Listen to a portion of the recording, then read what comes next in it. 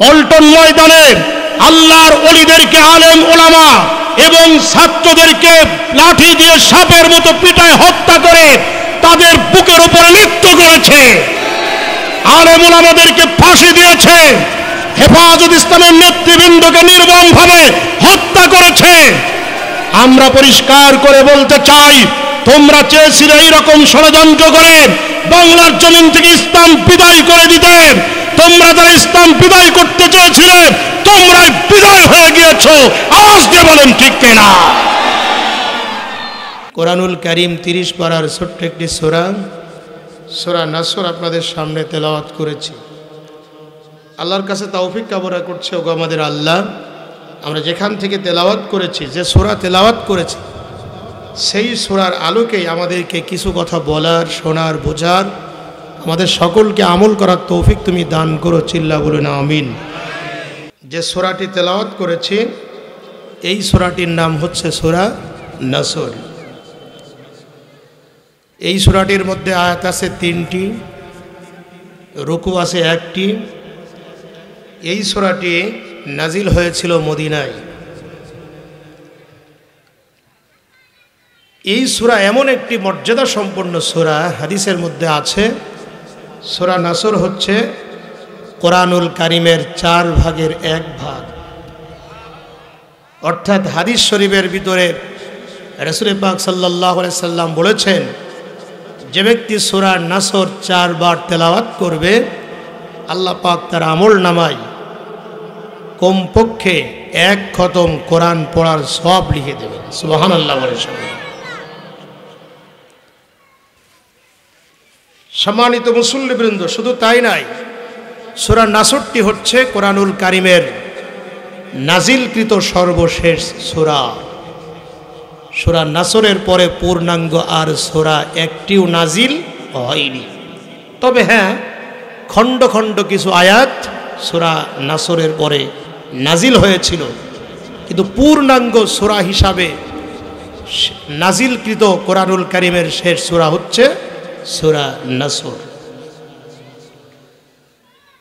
প্রিয় ভাইরা আমার, এই সূরা নাসরের যে বিষয়বস্তুটি আলোচনা হয়েছে, সেটা হচ্ছে মানুষ যখন বিজয় অর্জন করবে, মানুষ যখন সফলতার শীর্ষে পৌঁছে যাবে, ব্যক্তিগত জীবনে, পারিবারিক জীবনে, সামাজিক জীবনে, অর্থনৈতিক জীবনে, সাংস্কৃতিক জীবনে, রাজনৈতিক জীবনে, জাতীয় জীবনে অথবা জীবনের একটি অংশে মানুষ যখন মানুষের যখন সফলতা আসবে, আপনার জীবনের সফলতা, ধরে নেন আপনি মাঠে ফসল লাগিয়েছিলেন, খুব ফসল ভালো হয়েছে, এটাও একটা সফলতা। আপনি ব্যবসা করতেন, ব্যবসায় মুনাফা হয়েছে, এটাও একটা সফলতা। আপনি লেখাপড়া করেছেন, দীর্ঘদিন পর একটি চাকরি হয়েছে, এটাও একটি সফলতা। আপনার ছেলে বড় একটা আলেম হয়েছে, এটা একটা সফলতা। আপনার ছেলে বড় একটা ডাক্তার হয়েছে, ব্যারিস্টার হয়েছে, একটা দ্বীনের মুজাহিদ হয়েছে, এটাও একটা সফলতা। সর্বোপরি যখন মানুষের জীবনের সফলতা আসবে, মানুষ যখন খুশি হবে, সর্বোপরি ইসলামের যখন বিজয় আসবে, তখন আমাদের দায়িত্ব এবং কর্তব্য কি হবে, আল্লাহ পাক সূরা আসরের মধ্যে তা ক্লিয়ার করে বলে দিয়েছে। সুবহানাল্লাহ বলে সবাই। বিজয় দিবস আসলে, মানে বিজয় অর্জন করলে, খুশি হলে আমরা তো আনন্দ উল্লাস করি, আমরা গান বাজনা করি, আমরা ডিজে পার্টি করি, আমরা অশ্লীলতা, বেহাপনায়, নগ্নতায় মেতে উঠি। বিজয় দিবস আমরা পালন করি গান বাজনা, উল্লাস, হই হুল্লোড় দিয়ে।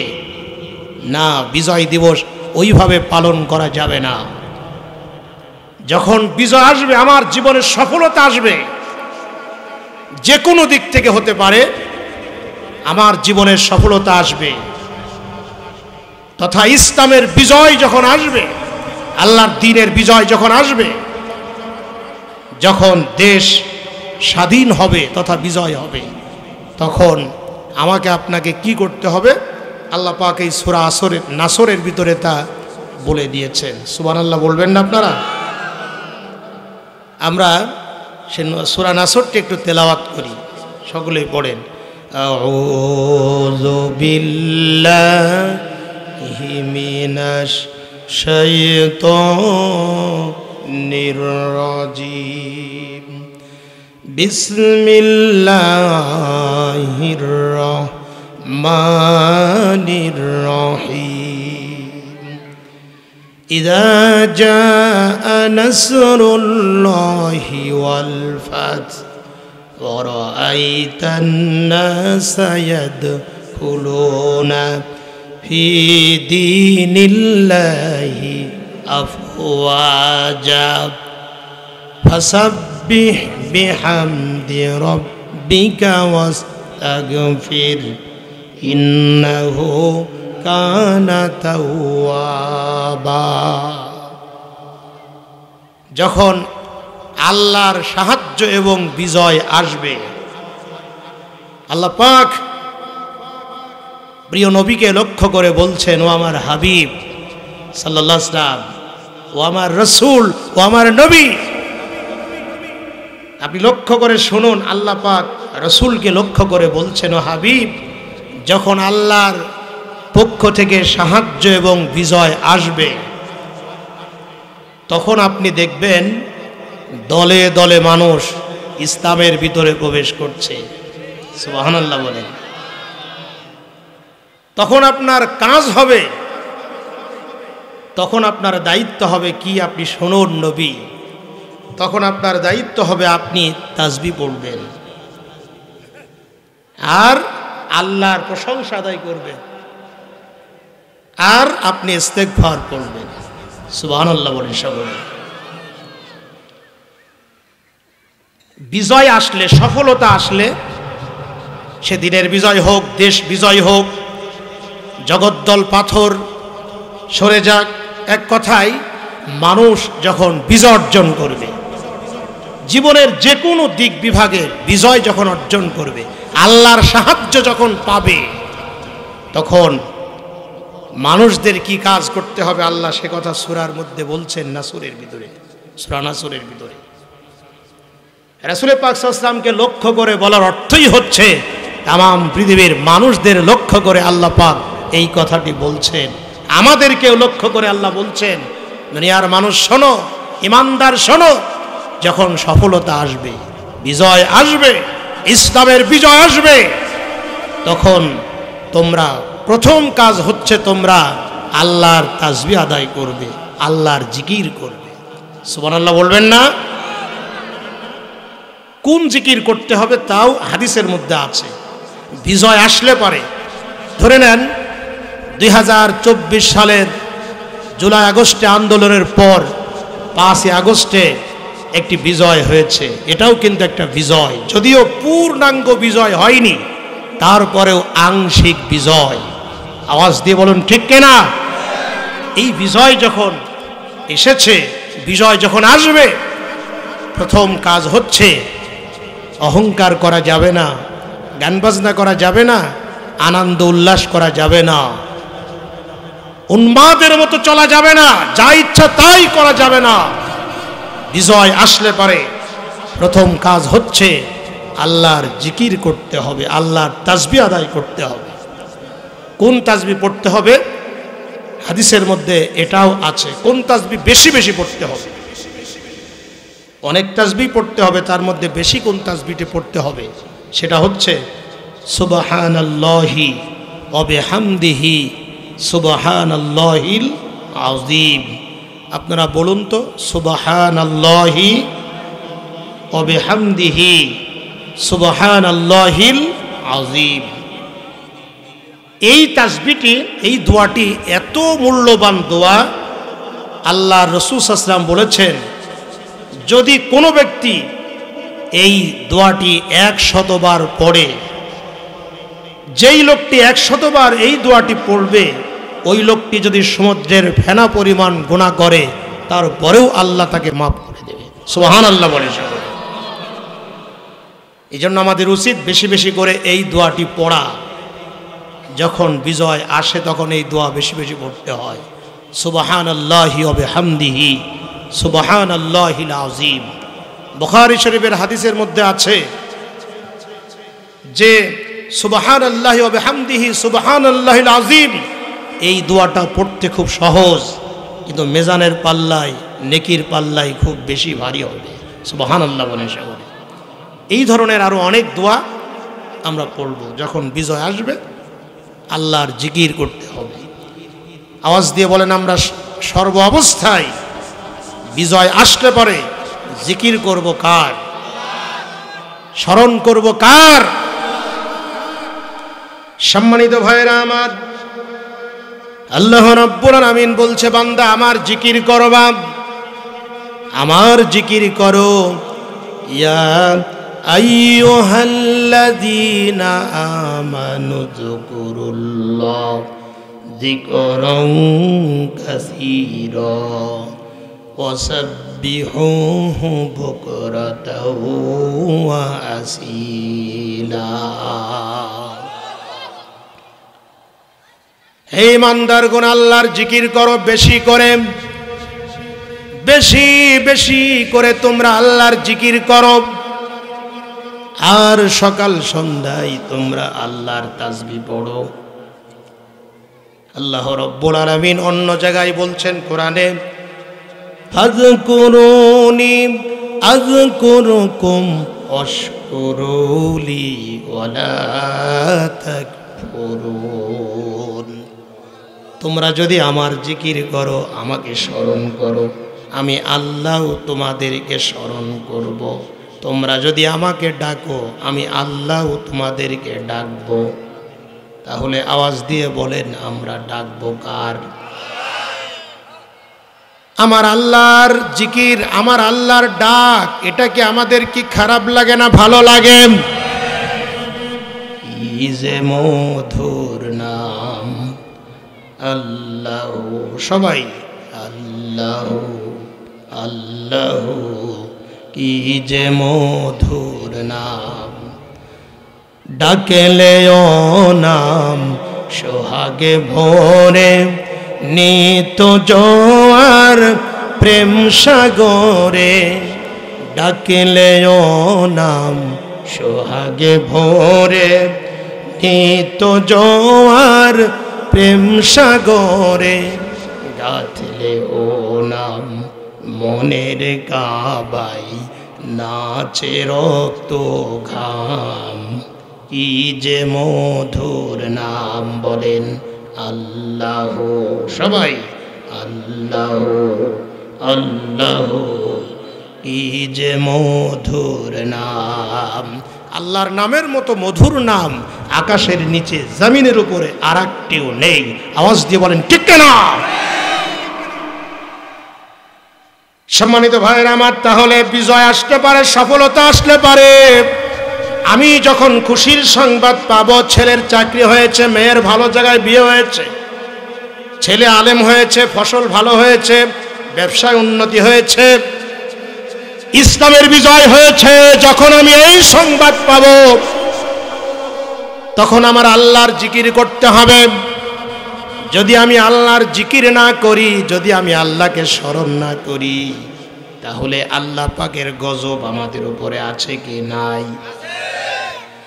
যারা আল্লাহর জিকির করবে না, যারা আল্লাহকে স্মরণ করবে না, যারা আল্লাহকে ডাকবে না, আল্লাহ তাদের ব্যাপারে বলছেন কোরআনে, ওমান আ'রাদা আন যিকরি ফাইন্না লাহু মাঈশাতান যানকা ওয়া নাহশুরুহু ইয়াওমাল কিয়ামাতি আ'মা। আল্লাহ বলছে, যারা আমার জিকির করবে না, যারা আমাকে স্মরণ করবে না, যারা আমার জিকির থেকে মুখ ফিরিয়ে নেবে, আল্লাহ পাক বলছেন, আমি আল্লাহ পাক তার দুনিয়ার জীবনটাকে সংকীর্ণ করে দেব। সংকীর্ণ করে দেবার অর্থ হলো, ওই লোকটার গাড়ি থাকবে, বাড়ি থাকবে, সুন্দর বিবি থাকবে, তার সহায় সম্পদ সব কিছু থাকবে, কিন্তু ওই লোকটার জীবনে কোনোদিন সে শান্তি পাবে না। এই জন্য দেখবেন অনেক কোটিপতি মানুষ নামাজ নাই, রোজা নাই, মদ নিয়ে পড়ে থাকে। দেখবেন তাদের স্বামী স্ত্রীর মধ্যে মিল নাই, সন্তান কথা শুনে না, রাত্রেবেলায় ঘুম আসে না, ঘুমের ট্যাবলেট খেয়েও তার ঘুম আসে না। অথচ একজন ভ্যান চালায়, রিক্সা চালায়, শ্রমিকের কাজ করে, গরিব মানুষ, সারাদিন কৃষি কাজ করেছে, ভ্যান চালিয়েছে, রিক্সা গাড়ি চালিয়েছে, সিএনজি চালিয়েছে, বাস চালিয়েছে, ট্রাক চালিয়েছে। রাত্রেবেলা এশার নামাজ পড়ে দুটো খেয়ে যখন ঘুমায়, সারা রাত ঘুমাই, ফজরের আজানের সময় টের পাই। তাহলে শান্তি দেওয়ার মালিক চিল্লা বলেন কে? আল্লাহ বলছে যারা আমার জিকির করবে না, আমি আল্লাহ পাক দুনিয়ার জীবনটা তার অশান্তিময় করে দেব। আর কিয়ামতের ময়দানে আমি আল্লাহ পাক ওই আমার যে ব্যক্তি জিকির করেন, আমাকে স্মরণ করেন, আমাকে ডাকে না, আমি আল্লাহ পাক তাকে অন্ধ বানিয়ে উঠাবো। যারা আল্লাহকে ডাকে না, আল্লাহকে স্মরণ করে না, যারা আল্লাহকে ভয় করে না, আল্লাহরকে ডাকে না, আল্লাহর জিকির করে না, আল্লাহর জিকির থেকে যারা দূরে সরে যায়, আল্লাহ পাক কিয়ামতের ময়দানে তাদেরকে অন্ধ বানিয়ে উঠাবে। এখন এই কোরআন বিরোধী মানুষ, আল্লাহদ্রোহী মানুষ যখন অন্ধ হয়ে উঠবে, তখন ওই অন্ধ মানুষটি আল্লাহকে ডাক দিয়ে বলবে, ক্বালা রাব্বি লিমা হাশারতানি আ'মা ওয়া ক্বাদ কুনতু বাসীরা। ওগো আল্লাহ, কেন তুমি আমাকে অন্ধ বানায়ে তুললে? এই কিয়ামতের কঠিন ময়দানে কেন তুমি এই গজব আমার উপরে নাজিল করলে? অথচ আমি তো অন্ধ ছিলাম না, দুনিয়া একটা সুস পর্যন্ত দেখতে পেতাম, ছোট্ট খড়কুটাও আমি দেখতে পেতাম, কিন্তু কিয়ামতের এই কঠিন ময়দানে আমাকে কেন আপনি অন্ধ বানালেন? কি অপরাধ আমার? আল্লাহ পাক তখন তাকে বলবেন, ওয়ালা কাযালিকা আতাতকা আয়াতুনা ফানাসিতাহা ওয়া কাযালিকাল ইয়াউমা তুনসা। আল্লাহ বলবে, তোমার কাছে কোরআন নাজিল হয়েছিল, কোরআন তেলাওয়াত করো নাই, আমারে ডাকো নাই, আমার জিকির করো না, আমাকে স্মরণ করো নাই, আমার নাফরমানি করেছো। ওয়াজ মাহফিল হয়েছিল বাড়ির কাছে, দূরের মানুষ এসেছিল, তুমি চায়ের দোকানে চায়ের কাপতে গরম করেছো, কিন্তু তুমি ওয়াজ মাহফিলে আসো নাই। এমন লোক কিন্তু আছে, দূরের মানুষ এসেছে, কাছের মানুষ কোরআনের মাহফিলে আসে না। এরা কপাল পোড়া। আওয়াজ দিয়ে জোরে বলুন ঠিক না?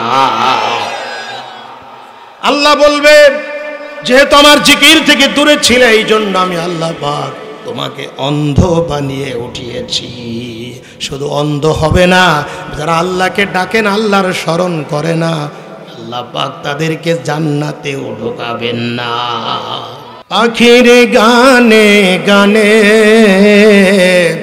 হাওয়ার তানে তানে, পাখির গানে গানে হাওয়ার তানে তানে, ওই নামেরই সুর শোনা যায়, ওলে পাগল পারা লা ইলাহা ইল্লাল্লাহ, জোরে লা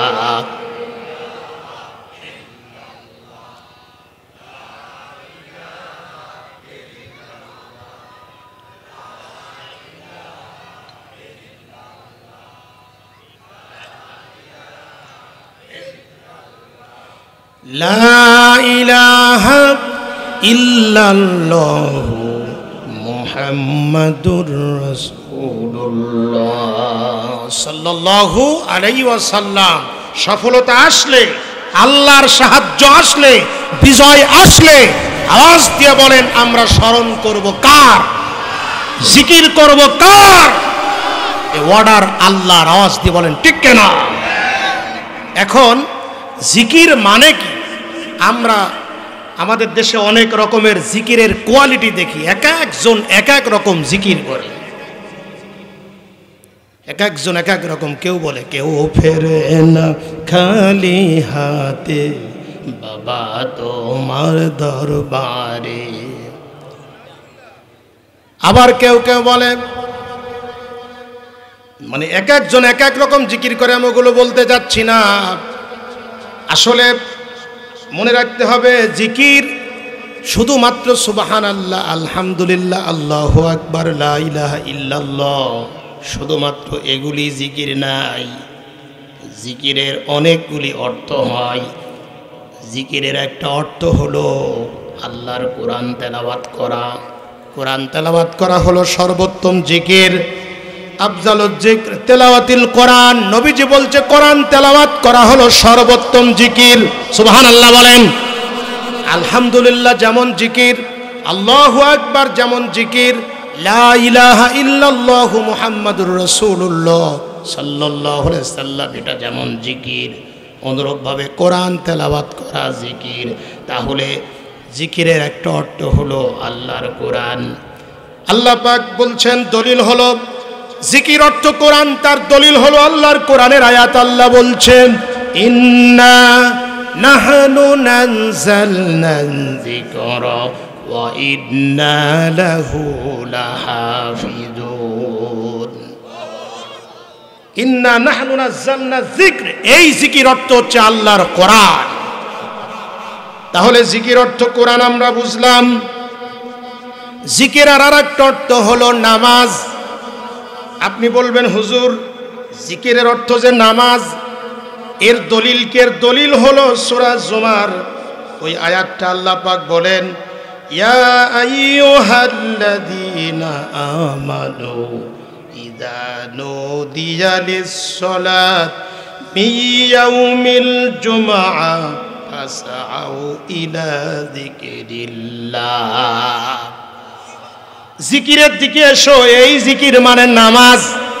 তাহলে জিকির মানে হলো লা ইলাহা ইল্লাল্লাহ, জিকির মানে সুবহানাল্লাহ, জিকির হলো আলহামদুলিল্লাহ, জিকির হলো আল্লাহু আকবার, জিকির হলো কোরআন তেলাওয়াত। আবার নামাজ পড়াটাও আল্লাহর জিকির। আওয়াজ দিয়ে বলেন ঠিক কিনা? কোরআন তেলাওয়াত করা আল্লাহর জিকির। কিন্তু অনেকেই কোরআন তেলাওয়াত করতে জানে না, কোরআন পড়তে জানে না। দুনিয়ার সব কিছু জানে কিন্তু কোরআন পড়তে জানে না। আফসোস, এমন কি ওযুর মধ্যে কয়টা ফরজ অনেকেই জানে না, গোসলের মধ্যে কয়টা ফরজ অনেকেই জানে না। একজনকে প্রশ্ন করা হয়েছে, মিয়া সাহেব বলেন তো দোয়া কুনুত কোন নামাজে পড়ে? উনি আবার বলছে, এইটা আবার জানেন না আপনি? দোয়া কুনুত জানাজার নামাজে পড়ে। চিন্তা করেন, তাহলে উনি মনে আছে খুব ভালো জানে। প্রিয় ভাইরা আমার, অনেকেই কোরআন তেলাওয়াত জানে না, কোরআন তেলাওয়াত শেখে না। ছেলে মেয়েদের যারা মাদ্রাসায়ও দেয় না, কোরআন পড়ানোর জন্য দেয় না, নিজেরাও কোরআন পড়ে না, ছেলে মেয়েদের কোরআনের শিক্ষায় শিক্ষিত করে না। বরং এমনও আছে কোরআন তো শেখেই না, আল্লাহর কোরআনের আইনকে তুচ্ছ তাচ্ছিল্য করে, কোরআনের আইনকে বৃদ্ধাঙ্গুলি দেখায়। আওয়াজ দিয়ে বলেন ঠিক কিনা? কোরআনের আইনও অনেকের পছন্দ হয় না, কোরআনের বিধান। যেমন আমি আপনাদেরকে বলি, নামাজ পড়া, জোরে বলেন বিধান কার? রোজা রাখো, এই বিধান কার? টাকা থাকলে হজ করো, এই বিধান কার? টাকা থাকলে যাকাত দাও, এই বিধান কার? এবার বলুন, পর্দা করা, এ বিধান কার? হিজাব পরা, পর্দা করা, এটাও আল্লাহর বিধান, আল্লাহর কোরআনের আইন। অকরনা ফি বুয়ুতিকুন্না ওয়ালা তাবাররাজনা তাবাররুজাল জাহিলিয়াতিল উলা। পর্দার বিধান আল্লাহ কোরআনে দিয়েছে, হিজাবের বিধান আল্লাহ কোরআনে দিয়েছে।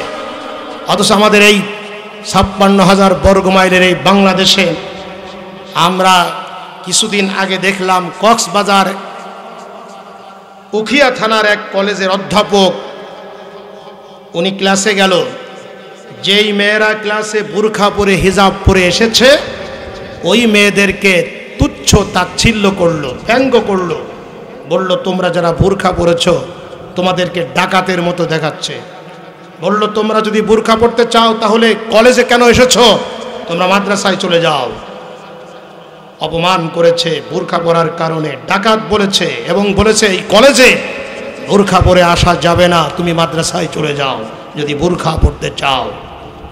সম্মানিত উপস্থিতি আমার, আমরা মনে করি বোরখার বিরুদ্ধে, হেজাবের বিরুদ্ধে কথা বলার অর্থই হচ্ছে আল্লাহর কোরআনের বিরুদ্ধে কথা বলা। আওয়াজ দিয়ে বলেন ঠিক কিনা? আমরা আপনার মতো যারা নাস্তিক এই বাংলাদেশে, এই পৃথিবীতে আছে, যারা ধর্ম মানতে চায় না, ধর্মীয় রীতিনীতি যাদের পছন্দ হয় না, মসজিদ মাদ্রাসা যাদের ভালো লাগে না, তাফসীর মাহফিল যাদের ভালো লাগে না, আল্লাহর হুকুম, নামাজ, রোজা, হজ, যাকাতের বিধান, পর্দার বিধান যাদের ভালো লাগে না, আমি আপনাদেরকে বলছি, আপনার যদি পর্দা পছন্দ না হয়, আপনার বিবিকে আপনি বোরখা পরিয়েন না, জোর করে আপনার বিবিকে আমরা বোরখা পরাবো না। আপনার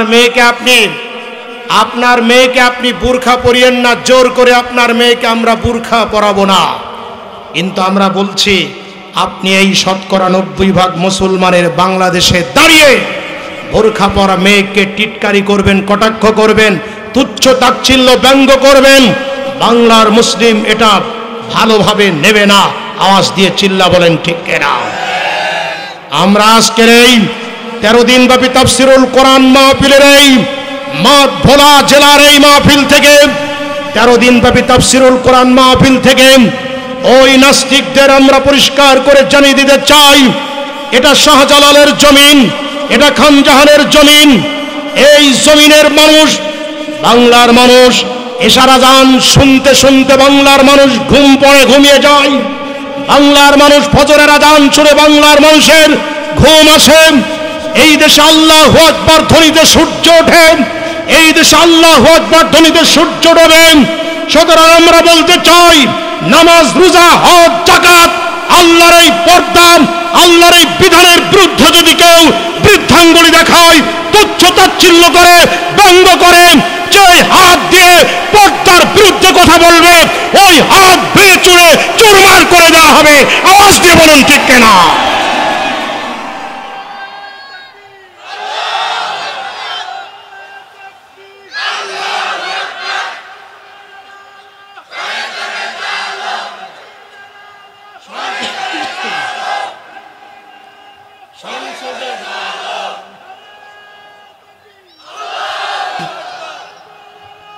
আমার ভাইরা, বন্ধুরা আমার, ষড়যন্ত্র করে আল্লাহর কোরআন প্রেমিকদেরকে, পর্দা করা মানুষদেরকে, ইসলাম পালন করা মানুষদেরকে নিঃসাত করা যায় না। আওয়াজ দিয়ে বলেন ঠিক কিনা?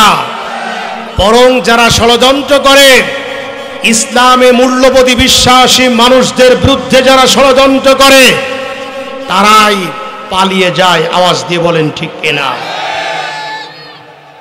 সম্মানিত উপস্থিতি আমার, ওরা নিষিদ্ধ করেছিল একটি ইসলামী দলকে, যেদিন নিষিদ্ধ করলো, অল্প দিনের ব্যবধানে তামাম পৃথিবীর মানুষ তাদেরকে নিষিদ্ধ করে দিয়েছে। সম্মানিত উপস্থিতি আমার, এই জন্য আল্লাহর জিকির করে নাই ওরা 15 বছর 16 বছর ছিল, ওরা আল্লাহকে ডাকে নাই, আল্লাহর জিকির করে নাই, আল্লাহর প্রশংসা করে নাই। বরং আমরা দেখেছি তাফসীর মাহফিলে 144 জারি করেছে, আলেমদের কাছ থেকে মাইক কেড়ে নিয়েছে, ওয়াজ মাহফিল করার জন্য 10 বার যাওয়ার পরেও পারমিশন দেয়নি। 8 জন দাড়িওয়ালা টুপিওয়ালা যদি এক জায়গায় বসেছে, তাদের জঙ্গি বলে গ্রেফতার করে জেলখানায় ঢুকিয়েছে। পল্টন ময়দানে আল্লাহর ওলিদেরকে, আলেম ওলামা এবং ছাত্রদেরকে লাঠি দিয়ে সাপের মতো পিটায় হত্যা করে তাদের বুকের উপরে নৃত্য করেছে। আলেম ওলামাদেরকে ফাঁসি দিয়েছে। হেফাজত ইসলামের নেতৃবৃন্দকে নির্মমভাবে হত্যা করেছে। আমরা পরিষ্কার করে বলতে চাই, তোমরা চেয়েছিলে এইরকম ষড়যন্ত্র করে বাংলার জমিন থেকে ইসলাম বিদায় করে দিতে। তোমরা যারা ইসলাম বিদায় করতে চেয়েছিলে, তোমরা বিদায় হয়ে গিয়েছো। আওয়াজ দিয়ে বলেন ঠিক কিনা? আল্লাহ সহজে ধরে না, ধরলে কিন্তু আমার আল্লাহ ছাড়ে না। কষ্ট হচ্ছে আপনাদের? তাহলে আমরা বিজয় অর্জন করে, আওয়াজ দিয়ে বলেন, সফলতা আসলে পরে জীবনে আমরা জিকির করব কার? জিকিরের একটা অর্থ কোরআন তেলাওয়াত, আর একটা অর্থ হচ্ছে আপনার নামাজ। আবার জিকির তো ওই যেগুলো বললাম, সুবহানাল্লাহ, আলহামদুলিল্লাহ, আল্লাহু আকবার, লা ইলাহা ইল্লাল্লাহ, এগুলো তো অবশ্যই জিকির। সেই সাথে নামাজটাও হলো জিকির। অথচ আমরা মুসলিম, আল্লাহ পাক বললেন যখন আজান হয় নামাজের জন্য চলে এসো, অথচ মুসলমান আজান হয় যখন চায়ের দোকানের টিভি দেখার জোর বাড়ে তখন, আজান হয় যখন অনেকেই গাঁজা নিয়ে বসে তখন, আজান হয় যখন অনেকেই ফেন্সিডিল নিয়ে বসে তখন। যুবক, আল্লাহকে ভয় করো, তুমি আজকে নামাজ পড়ো না। যদি প্রশ্ন করা হয়, ভাই আপনি নামাজ পড়েন না কেন? বলে হুজুর আমি তো কৃষিকাজ করি, সারাদিন কৃষিকাজ করি, যার জন্য নামাজ পড়ার সময় পাই নাই। আপনি নামাজ পড়েন না কেন? বলে হুজুর সারাদিন ব্যবসা করি, এই জন্য নামাজ পড়ার সময় পাই না। আপনি নামাজ পড়েন না কেন? বলে রাজনীতি করতে হয় তো এই জন্য নামাজ পড়ার সময় পাই না। তুমি নামাজ পড়ো না কেন? বলে আমি গরিব মানুষ, এই জন্য নামাজ পড়ি না। প্রিয় ভাইয়ের আমার, অথচ সাহাবায়ে কেরাম রিদওয়ানুল্লাহি তাআলা আলাইহিম আজমাইন কোনো অজুহাত দিয়ে নামাজ কাজা করেন নাই। আওয়াজ দিয়ে বলেন ঠিক কিনা? রাসূল পাক সাল্লাল্লাহু আলাইহি ওয়াসাল্লামের সাহাবীরা গরিব ছিলেন, কৃষিকাজ করেছেন, ব্যবসা করেছেন, চাকরি করেছেন, তারপরেও নামাজ কাজা করেন নাই, নামাজ ছাড়েন না। নামাজের গুরুত্ব সাহাবায়ে কেরামদের মধ্যে অনেক বেশি ছিল। সম্মানিত ভাইয়েরা আমার, আল্লাহর নবী বিশ্ব নবীর একজন সাহাবী, আপনাদের জানা নাম আবু তালহা রাদিয়াল্লাহু তাআলা আনহু। হযরতে আবু তালহা রাদিয়াল্লাহু তাআলা আনহু 5 ওয়াক্ত নামাজ নবীজির পিছনে মসজিদে নববীতে পড়তেন জামাতের সঙ্গে। আল্লাহর নবীর প্রিয় সাহাবী এশার নামাজের পরে নবীজির কাছে বসতেন, মাসআলা শিখতেন, জিকির আজগার করতেন। জোহরের নামাজ পরে বসতেন, রাসূলের সঙ্গে জিকির আজগার করতেন, রাসূলের বয়ান শুনতেন। কিন্তু আবু তালহা রাদিয়াল্লাহু তাআলা আনহু নবীজির পিছনে মসজিদে নববীতে ফজরের নামাজ পড়ার পর 1 মিনিটও বসতেন না। সঙ্গে সঙ্গে আবু তালহা বাড়ি চলে যেতেন। ফজরের নামাজ পড়ার পর 1 মিনিটের জন্যও তিনি মসজিদে বসতেন না। আল্লাহর নবী বিশ্ব নবীর অন্যান্য সাহাবীরা নবীজির কাছে বিচার দিলেন, নালিশ দিলেন, ইয়া রাসূলুল্লাহ, হাবিবাল্লাহ সাল্লাল্লাহু আলাইহি ওয়াসাল্লাম, আপনার সাহাবী আবু তালহা মুনাফিক হয়ে গেছে, আপনার সাহাবী আবু তালহা দুনিয়াদার হয়ে গেছে। তার কারণ হলো আপনি ফজরের নামাজ পড়েন, আপনার পিছনে আমরা নামাজ পড়ে ফজরের নামাজের পরে আমরা সবাই বসি, কিন্তু আপনার প্রিয় সাহাবী আবু তালহা আপনার পিছনে ফজরের নামাজ পড়ার পর 1 মিনিটও আপনার কাছে বসে না, আপনার সঙ্গে জিকির আজগার করে না, আপনার বয়ান শোনে না। আল্লাহর নবী বিশ্ব নবী সাল্লাল্লাহু আলাইহি ওয়াসাল্লাম সাহাবীদের বললেন, শোনো আমার সাহাবীরা, আগামী কাল যখন আমার আবু তালহা ফজরের নামাজ পড়তে মসজিদে আসবে, তোমরা আবু তালহাকে বলবা আগামী কাল যেন আবু তালহা ফজরের নামাজ পড়ে বাড়ি না যায়, আমি আবু তালহার সঙ্গে কথা বলতে চাই। আল্লাহর নবীর প্রিয় নবী, আল্লাহর নবী বিশ্ব নবী সাল্লাল্লাহু আলাইহি ওয়াসাল্লামের সাহাবী আবু তালহা পরের দিন ফজরের আজান শুনে মসজিদে আসলেন। মসজিদে সুন্নত নামাজ পড়ে বসে আছেন, এমন সময় কিছু সাহাবী গিয়ে ডাক দিয়ে বললেন, ইয়া রাসূলুল্লাহ, হাবিবাল্লাহ। এমন সময় কিছু সাহাবী গিয়ে ওই আবু তালহা রাদিয়াল্লাহু তাআলা আনহুকে বললেন, ও আবু তালহা, তুমি অন্যান্য দিন ফজরের নামাজ পড়ার পর সঙ্গে সঙ্গে বাড়ি চলে যাও, আজকে তুমি বাড়ি যেও না, আল্লাহর নবী তোমাকে বসতে বলেছেন। আবু তালহা রাদিয়াল্লাহু তাআলা আনহু সেদিন নবীজির পিছনে ফজরের নামাজ পড়ে মসজিদের মেম্বরের সামনে বসলেন। আল্লাহর নবী নামাজ শেষ করে আবু তালহাকে ডাক দিয়ে বললেন, আবু তালহা, তুমি কি আমার উপরে খুব অসন্তুষ্ট হয়েছ নাকি? আবু তালহা, আমার ব্যবহারে তুমি কষ্ট পেয়েছো নাকি? আবু তালহা, তুমি আমার উপরে রাগ করেছো নাকি? আমি কি কখনো তোমাকে মনে ব্যথা দিয়েছি নাকি? নবীজির প্রিয় সাহাবী আবু তালহার চোখ দিয়ে টপ টপ করে পানি পড়ছে। আবু তালহা ডাক দিয়ে বলে, রাসূলুল্লাহ সাল্লাল্লাহু আলাইহি ওয়াসাল্লাম, আপনি বিশ্বনবী, আমাকে কখনো কষ্ট দেন নাই। আপনি মানুষকে কষ্ট দিতে পারেন না, তার কারণ হলো আপনি রহমাতুল লিল আলামিন।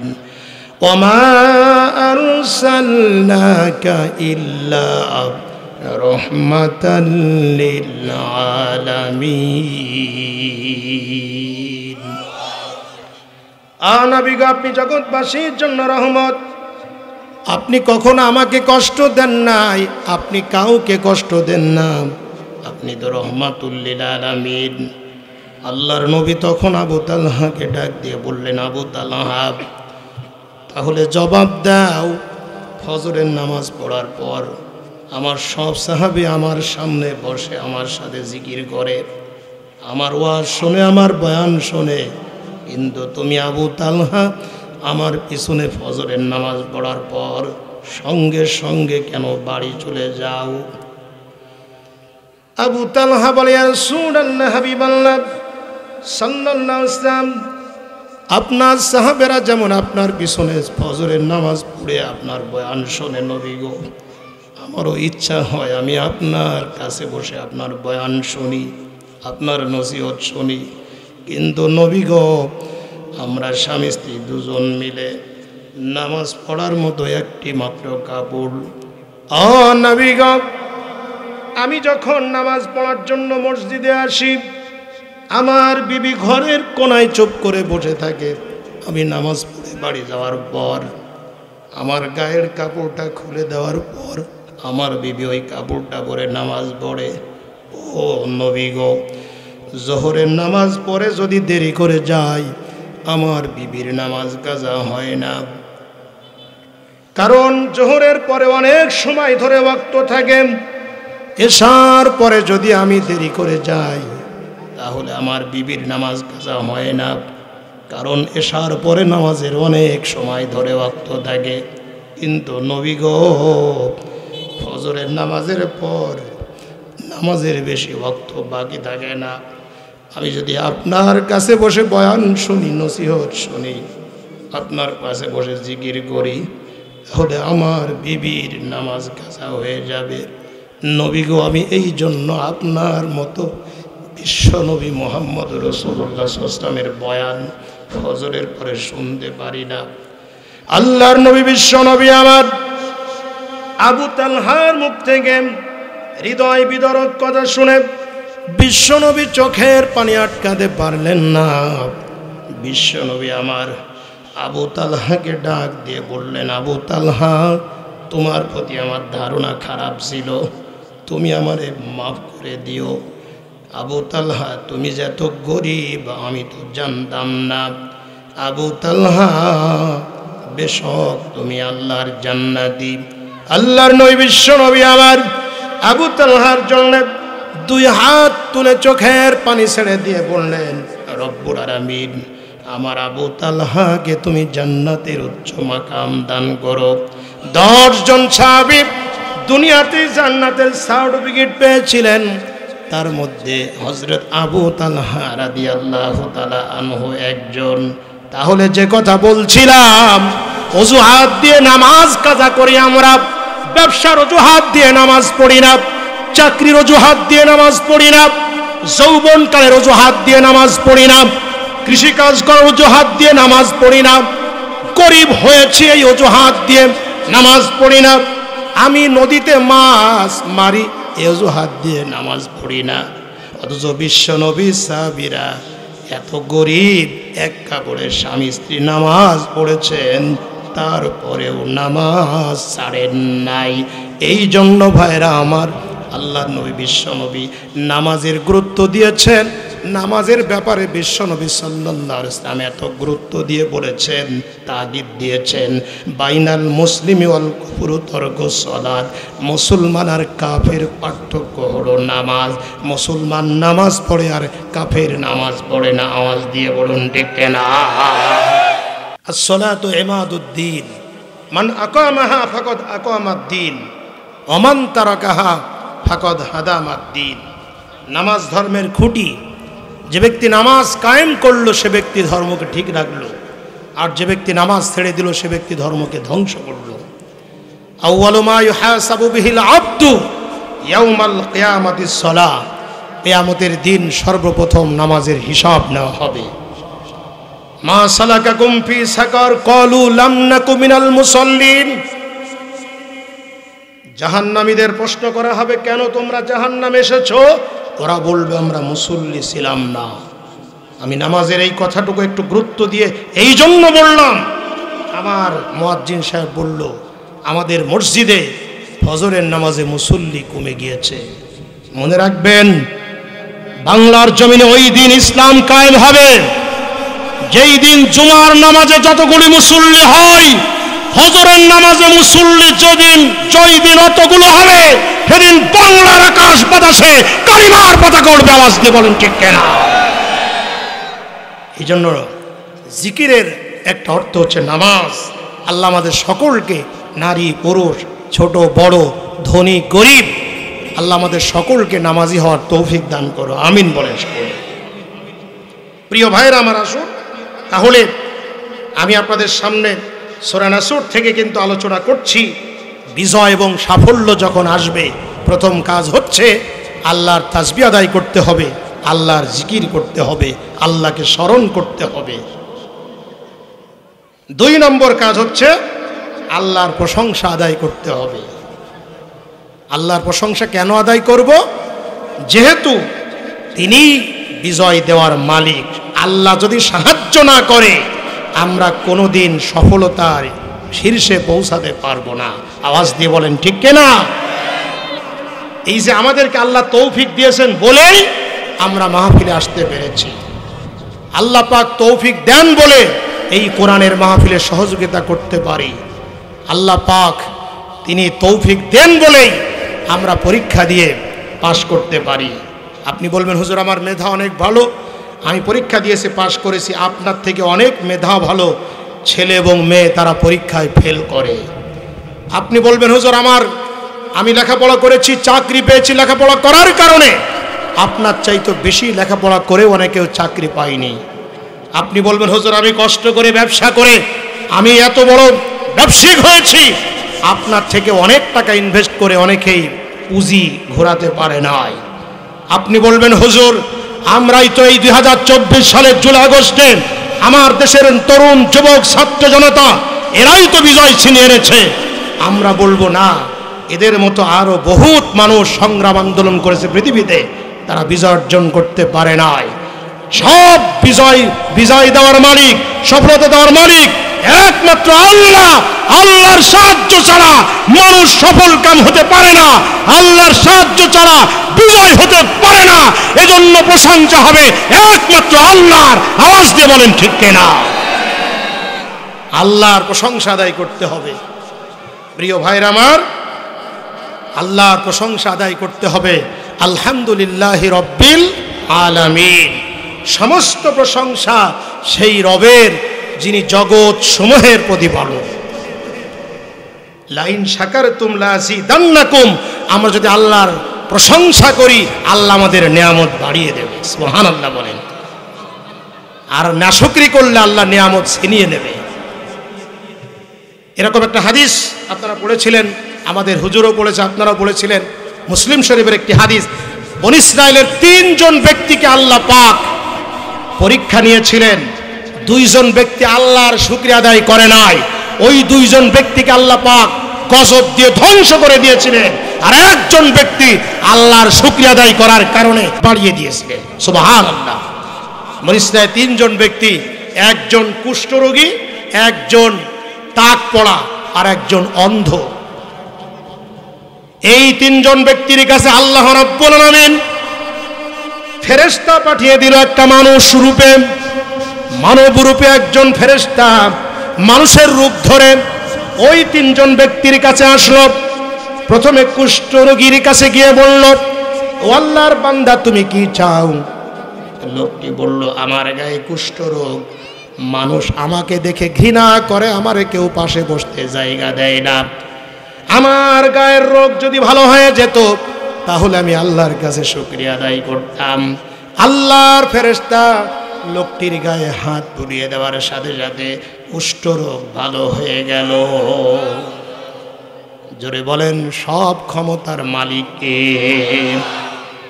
আমার আল্লাহ বিশাল ক্ষমতার মালিক। ইচ্ছা করলে মুহূর্তের ভিতরে আল্লাহ পাক সাগরকে নগর বানাতে পারেন, নগরকে সাগর বানাতে পারেন, প্রেসিডেন্টকে ফকির বানাতে পারেন, ফকিরকে প্রেসিডেন্ট বানাতে পারেন, রাতকে দিন বানাতে পারেন, দিনকে রাত বানাতে পারেন, মুর্দাকে জিন্দা বানাতে পারেন, জিন্দাকে মুর্দা বানাতে পারেন। আল্লাহ রব্বুল আলামিন ইচ্ছা করলে 15 বছরের জগদ্দল পাথরকে ছোট ছোট আবাবিলের মতো আল্লাহ পাক এই পাখি পাঠায়া আল্লাহ পাক সাহায্য দিয়ে বিজয় দিতে পারে। আল্লাহ ইচ্ছা করলে কুষ্টি রোগকে মুহূর্তের মধ্যে আল্লাহ ভালো করে দিতে পারেন। আওয়াজ দিয়ে বলেন, সমল ক্ষমতার মালিক কে? লোকটির রোগ ভালো হয়ে গেল। আল্লাহর ফেরেশতা লোকটিকে ডাক দিয়ে বলল, তুমি সম্পদ, কোন সম্পদটা তুমি পছন্দ করো? লোকটি বলল, আমার উট খুব পছন্দ। আল্লাহর ফেরেশতা তাকে একটা উটনি দিল এবং বরকতের জন্য দোয়া করে চলে গেল। এবার 2 নম্বর ব্যক্তির কাছে গেল, যার মাথায় টাক। আল্লাহর ফেরেশতা ওই লোকটাকে ডাক দিয়ে বলল, তুমি কি চাও? টাকওয়ালা লোকটি বলল, আমার মাথায় চুল নাই, আমার দেখতে ভালো লাগে না, আমার মাথায় যদি চুল হয়ে যেত আমি আল্লাহর শুকরিয়া আদায় করতাম। আল্লাহর ফেরেশতা লোকটির মাথায় হাত বুলিয়ে দেওয়ার সাথে সাথে মাথার চুল উঠে গেল। আল্লাহর ফেরেশতা লোকটিকে জিজ্ঞেস করলো, তুমি সম্পদ কি পছন্দ করো? লোকটি বলল, আমি গরু পছন্দ করি। তাকে একটা গাভী গরু দেওয়া হলো। আল্লাহর ফেরেশতা বরকতের জন্য দোয়া করে 3 নম্বর ব্যক্তি যে অন্ধ, তার কাছে গিয়ে বলল, তুমি কি চাও? অন্ধ বলল, আমি তো দেখতে পাই না, আল্লাহর নিয়ামত, আমার চক্ষু যদি দৃষ্টি শক্তি সম্পন্ন হয়ে যেত, আমি যদি দৃষ্টি শক্তি সম্পন্ন হয়ে যেতাম তাহলে আমি আল্লাহর শুকরিয়া আদায় করতাম। আল্লাহর ফেরেশতা লোকটির অন্ধর চোখে হাত বুলিয়ে দেওয়ার সাথে সাথে লোকটির চোখ ভালো হয়ে গেল। আমার বন্ধুগণ, এবার বলল, তুমি সম্পদ, কি সম্পদ পছন্দ করো? ওই লোকটি বলল, আমি ছাগল পছন্দ করি, বকরি পছন্দ করি। তারে একটা বকরি দেওয়া হলো। বরকতের জন্য আল্লাহর ফেরেশতা দোয়া করে চলে গেলেন। দীর্ঘদিন পরে উটওয়ালার যখন অনেক উট হয়ে গেল, গরুওয়ালার যখন অনেক গরু হয়ে গেল, বকরিওয়ালার যখন অনেক বকরি হয়ে গেল, আল্লাহ পাক ওই ফেরেশতাকে ভিক্ষুক রূপে ওই 3 জনের কাছে পাঠিয়ে দিলেন পরীক্ষা করার জন্যে। আল্লাহর ফেরেশতা ভিক্ষুক রূপে প্রথম লোকটির কাছে এসে বলল, তোমার গায়ে কুষ্ঠরোগ ছিল, তোমার সহায় সম্পদ কিচ্ছু ছিল না, আল্লাহ পাক তোমার রোগ ভালো করে দিয়েছে এবং গোয়াল ভরা উট তোমাকে দিয়েছে। ওই উটের মধ্য থেকে আল্লাহর দেওয়া সম্পদ থেকে আমার একটা দাও, ফকির মানুষ, গরিব মানুষ। ওই লোকটি বলল, না না না, এই উট তো আল্লাহ পাক দেয় নাই, আমার গায়ে কোনোদিন কুড়ি কুষ্টি ছিল না, এই উট আমাকে কষ্ট করে আমাকে উটের মালিক হতে হয়েছে, এই সম্পদ আমি কষ্ট করে অর্জন করেছি, তুমি যাও, চলে যাও, তোমাকে দেব না। লোকটি আল্লাহর না শুকরিয়া আদায় করলো। আল্লাহর ফেরেশতা লোকটির জন্য বদদোয়া করলো, আল্লাহ লোকটি যেমন ছিল তেমন বানিয়ে দিও। আমার বন্ধুগণ, আবার 2 নম্বর ব্যক্তির কাছে গিয়ে আল্লাহর ফেরেশতা বলল, ও আল্লাহর বান্দা, তোমার মাথায় চুল ছিল না, আল্লাহ তোমার মাথায় চুল দিয়েছে, সম্পদ ছিল না, সম্পদ বাড়িয়ে দিয়েছে, তোমার এই গরুর মধ্য থেকে একটা গরু আমারে দাও। লোকটি অস্বীকার করলো। আল্লাহর ফেরেশতা লোকটির জন্য বদদোয়া করে চলে গেল। এবার 3 নম্বর ব্যক্তিকে ডাক দিয়ে বলল, ও আল্লাহর বান্দা, তুমি তো অন্ধ ছিলে, কিছুই দেখতে পেতে না, আল্লাহ পাক তোমার চক্ষু ভালো করে দিয়েছে, তোমাকে অনেক বকরি দিয়েছে, আল্লাহর দেওয়া সম্পদ থেকে একটা বকরি আমাকে দাও, আমি গরিব মানুষ। আল্লাহর 3 নম্বর বান্দা বলল, আসলে আমি অন্ধ ছিলাম, দুনিয়ার কিছুই দেখতে পেতাম না, আমার কোনো সহায় সম্পদ কিচ্ছু ছিল না। আল্লাহ পাক একটা ছাগলের মাধ্যমে আল্লাহ এত বকরি আমাকে দান করেছে, এত বকরি দান করেছে, আল্লাহর দেওয়া সম্পদ থেকে তুমি নিয়ে যাও। আল্লাহর ফেরেশতা ওই লোকটিকে ডাক দিয়ে বলল, শোনো ভাই, আসলে তোমাদের 3 জনকে পরীক্ষা করার জন্য আমি এসেছিলাম, আল্লাহ আমাকে পাঠিয়েছে, আমি মানুষ না, আমি ফেরেশতা। ওই 2 জন আল্লাহর নাশকরিয়া আদায় করার কারণে ওই 2 জন আগের মতোই অসুস্থ হয়ে গেল, আগের মতোই সহায় সম্পদ সব হারিয়ে ফেলল। আর 3 নম্বর লোকটির সম্পদ আল্লাহ পাক বাড়িয়ে দিল। এজন্য আল্লাহ বলছে, লা ইন শাকারতুম লা আযীদান্নাকুম ওয়া লা ইন কাফারতুম ইন্না আযাবি লাশাদীদ। যারা বলেন শুকর আদায় করব কার? আল্লাহর প্রশংসা আদায় করতে হবে। 1 নম্বরে আল্লাহর তাসবিহ আদায় করতে হবে, 2 নম্বরে আল্লাহর প্রশংসা আদায় করতে হবে। তবে আগের পয়েন্টে ছোট্ট একটা কথা বলে নেই, শুধুমাত্র সফলতা আসলে, বিজয় আসলে, ছেলে ভালো রেজাল্ট করলে, মেয়ের ভালো জায়গায় বিয়ে হলে, অনেক মাস হলে, ব্যবসা উন্নত হলে, ভালো চাকরি হলে, ইসলামের বিজয় হলেই শুধুমাত্র জিকির করবেন আল্লাহর, আর বিপদ আসলে, মুসিবত আসলে, অসুস্থ হলে, ফসল ডুবে গেলে, ঘর ভেঙে গেলে, জমি ভেঙে গেলে আল্লাহর নাশকরি করবেন, আল্লাহ জিকির করবেন না, তা হবে না। বরং একজন ইমানদার সুখের সময় যেমন আল্লাহর জিকির করবে, বিপদে পড়েও আল্লাহর জিকির করবে। আওয়াজ দিয়ে বলেন ঠিক কিনা? ওয়ালানাবলুওয়ান্নাকুম বিশাইইম মিনাল খাউফি ওয়াল জুই ওয়া নাকসিম মিনাল আমওয়ালি ওয়াল আনফুসি ওয়াস সামারাত ওয়া বাশশিরিস সাবিরিন। আল্লাহ পাক বলছে, অবশ্যই আমি আল্লাহ তোমাদের পরীক্ষা করব, কিছুটা ভয় দিয়ে, জানমালের ক্ষয়ক্ষতি করে দিয়ে, ফল ফসল নষ্ট করে দিয়ে আমি আল্লাহ পাক তোমাদের পরীক্ষা করব। কিন্তু তাদের জন্য সুসংবাদ, যারা ধৈর্য ধারণ করে, বিপদে আপদে পড়ে আল্লাহকে যারা স্মরণ করে, আল্লাহ পাক তাদের সাহায্য করেন। আওয়াজ দিয়ে বলেন ঠিক কিনা? কি আপনারা কি মনে হচ্ছে ঝিমিয়ে পড়েছেন নাকি? আপনারা কি মনে হচ্ছে খুব ভয় পাচ্ছেন নাকি? যুবক, আমি আপনাদেরকে বলি, আপনারা যদি ঝিমিয়ে পড়েন, আপনারা যদি চুপ হয়ে যান, আমাদের পার্শ্ববর্তী রাষ্ট্র দাদা বাবুরা কিন্তু এই দেশ গিলে খেয়ে ফেলবে। আমাদের পার্শ্ববর্তী রাষ্ট্রের দাদা বাবুরা ইসকন লিডারকে কেন্দ্র করে বাংলাদেশের একজন আইনজীবীকে নির্মমভাবে হত্যা করেছিল।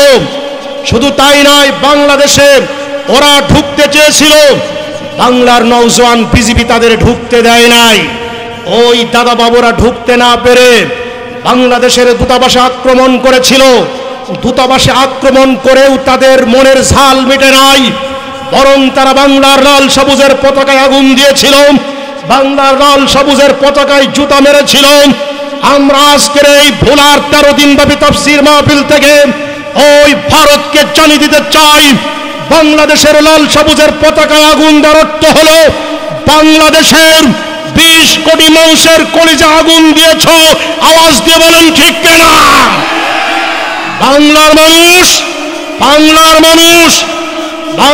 মানুষ অধিকার আদায়ের জন্য যুগে যুগে রক্ত দিয়েছেন। বাংলার মানুষ ব্রিটিশদের তাড়ানোর জন্য 1947 সালে রক্ত দিয়েছিল। বাংলার মানুষ 1952 সালে রাষ্ট্রভাষা বাংলা করার জন্য রক্ত দিয়েছিল। বাংলার মানুষ 1971 সালে এদের স্বাধীন করার জন্য রক্ত দিয়েছিল। বাংলার মানুষ 2024 সালের জুলাই আগস্টে আন্দোলন করে 15 বছরের ফ্যাসিস্টদেরকে তাড়িয়েছে। প্রয়োজন যদি হয় আবার রক্ত দেওয়া হবে, জীবন দেওয়া হবে। বাংলাদেশের 1 ইঞ্চি মাটি কোন বিদেশি শক্তিকে দেওয়া হবে না। বাংলার মাটি রক্ষা করার জন্য কারা কারা প্রস্তুত আছেন? এবার হাত তুলে দেখা।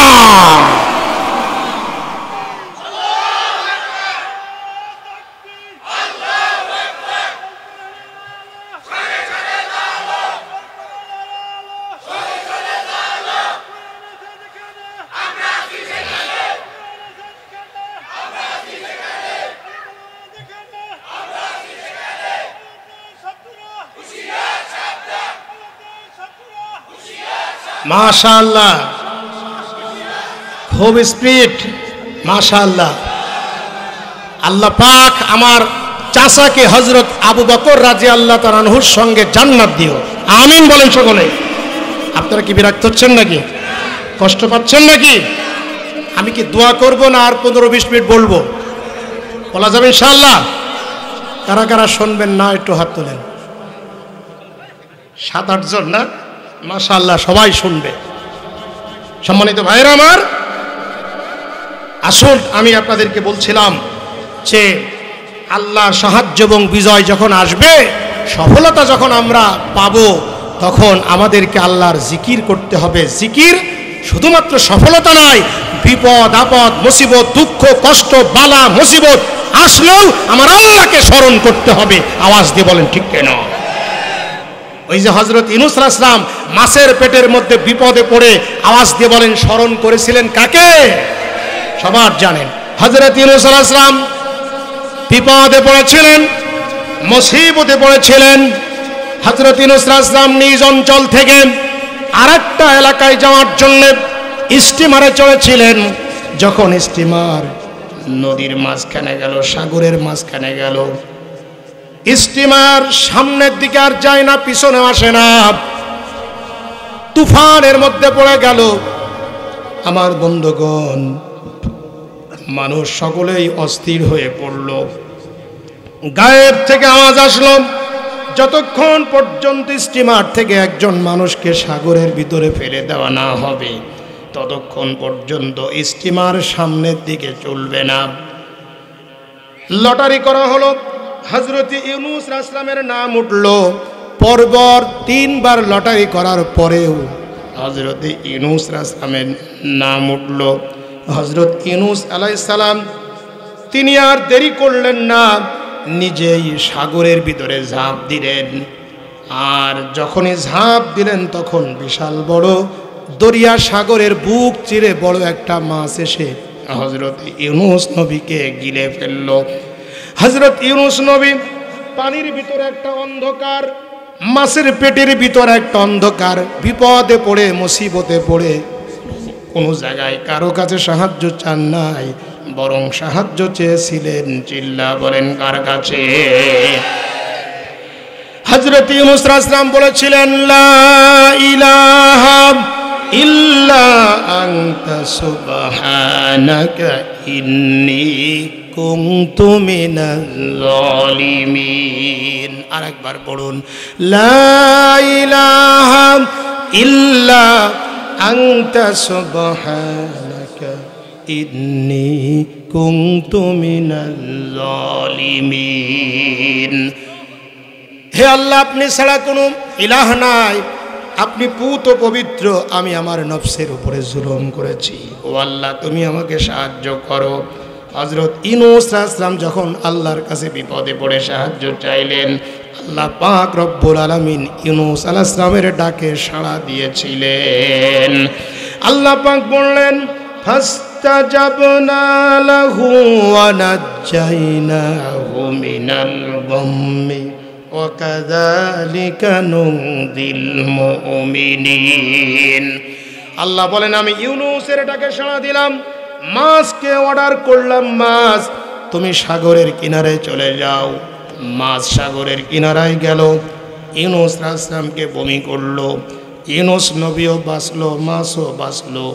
আমার বন্ধুগণ, আল্লাহ পাক তাই বলছেন, শোনো দুনিয়ার মানুষেরা, শুধু ইউনূস নবী নাই, তোমরাও যদি বিপদে পড়ে মুসিবতে পড়ে আমার কাছে সাহায্য চাও, আমি আল্লাহ ইউনূস নবীর মতো তোমাদের বিপদ থেকে বাঁচায় দেব। তাহলে বিপদে পড়লেও ধরে বলেন স্মরণ করব কার? খুশির সময় স্মরণ করব কার?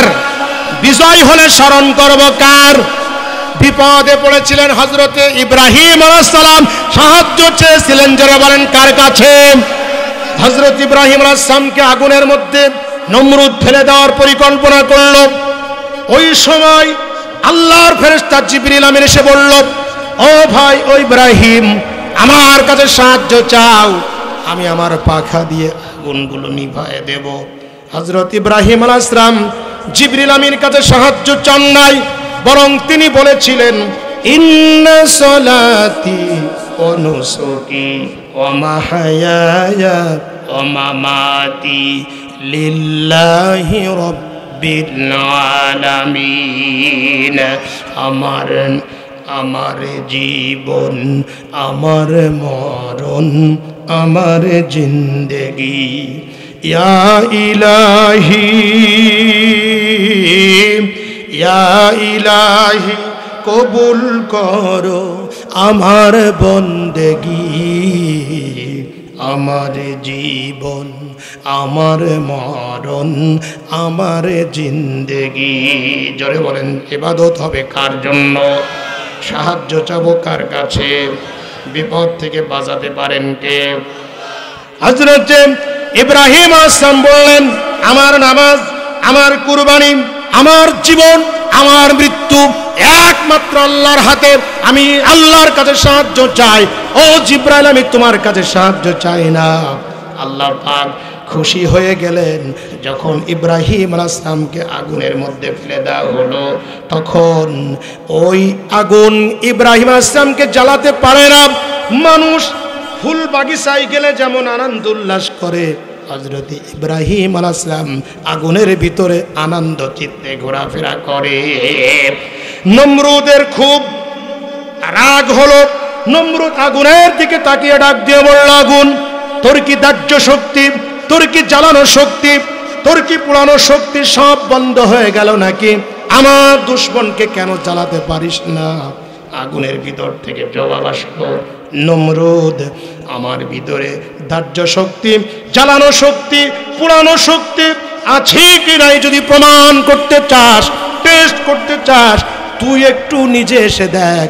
তোরে শুদ্ধ তামাম দুনিয়ার সব কিছু জ্বালিয়ে দিতে পারবো, হযরত ইব্রাহিম আলাইহিস সালামের একটি পশম জ্বালাতে পারবো না।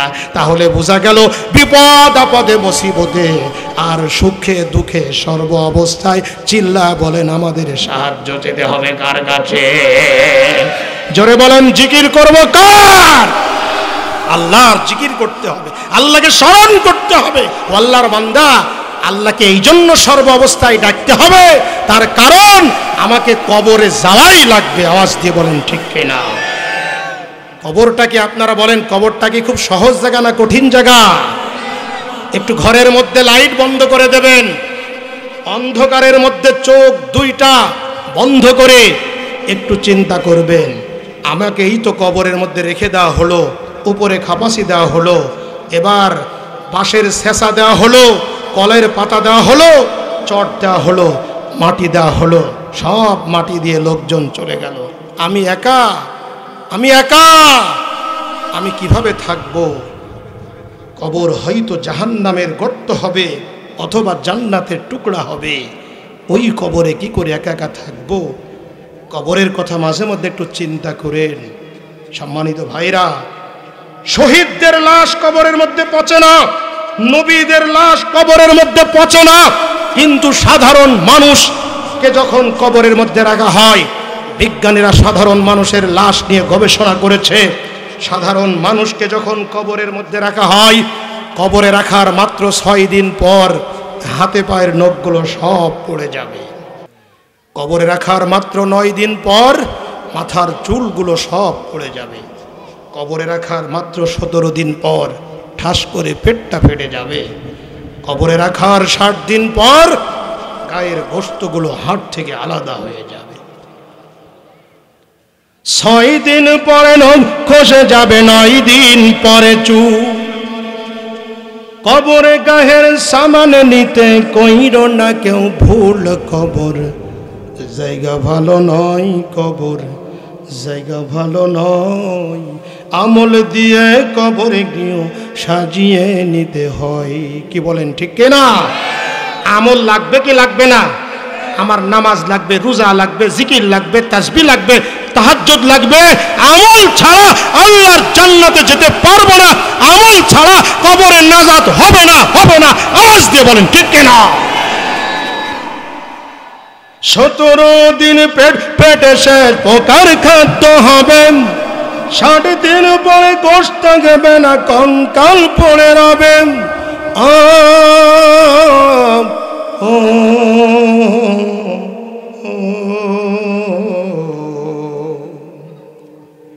17 দিন পেট পেটে শেষ পোকার খাদ্য হবে। এই দুটো বক্সের আওয়াজ কই? দুটো বক্সের আওয়াজ কানে তো পর্যাপ্ত দেওয়ার দরকার।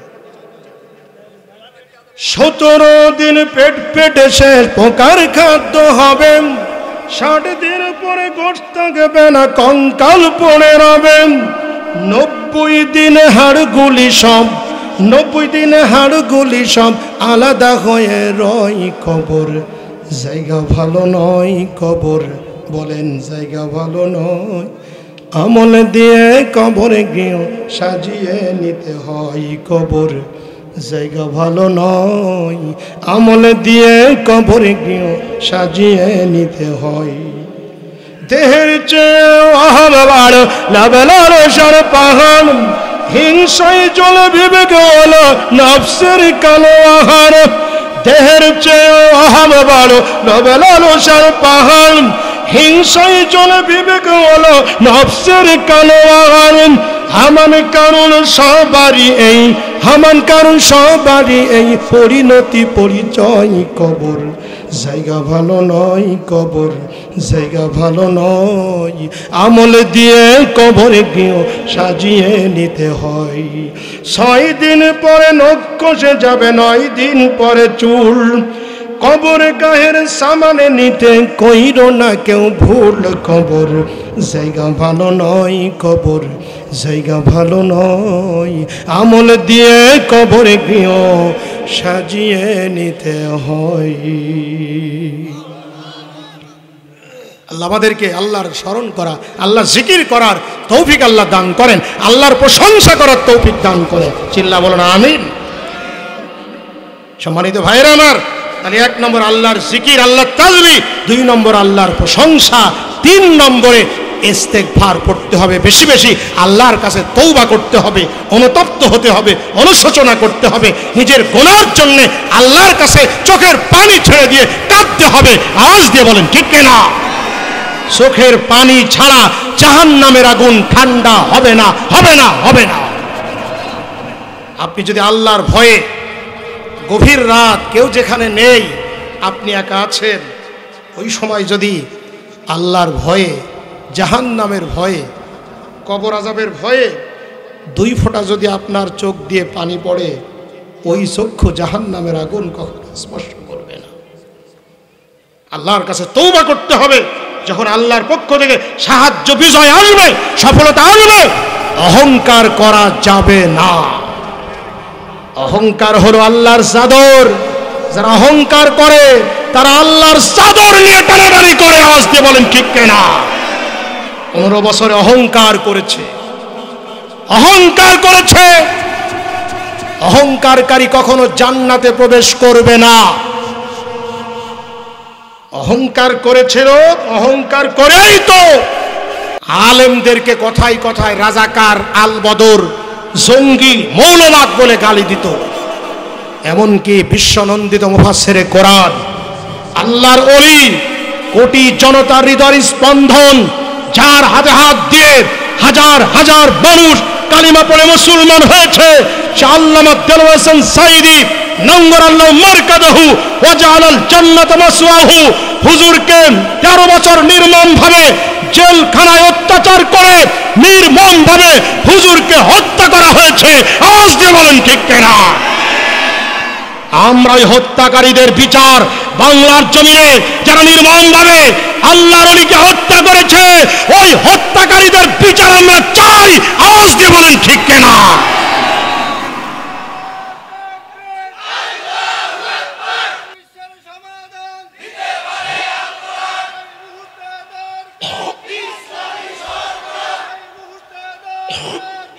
আমার বন্ধুগণ, আমার ভাইয়েরা, আল্লামা সাঈদীকে তোমরা যতই রাজাকার, আলবদর, স্বাধীনতার দুশমন এবং যুদ্ধাপরাধী তোমরা দোষী বলো, আমরা পরিষ্কার করে বলছি, আল্লামা সাঈদী একজন জামানার মুজাদ্দিদ এবং আল্লাহর ওলি। আওয়াজ দিয়ে বলেন ঠিক কিনা? তিনি যে আল্লাহর ওলি তার বাস্তব প্রমাণ হলো আল্লামা সাঈদী আজ থেকে অনেক বছর আগে যা বলেছিলেন, বাস্তবে তা ঘটনা ঘটছে।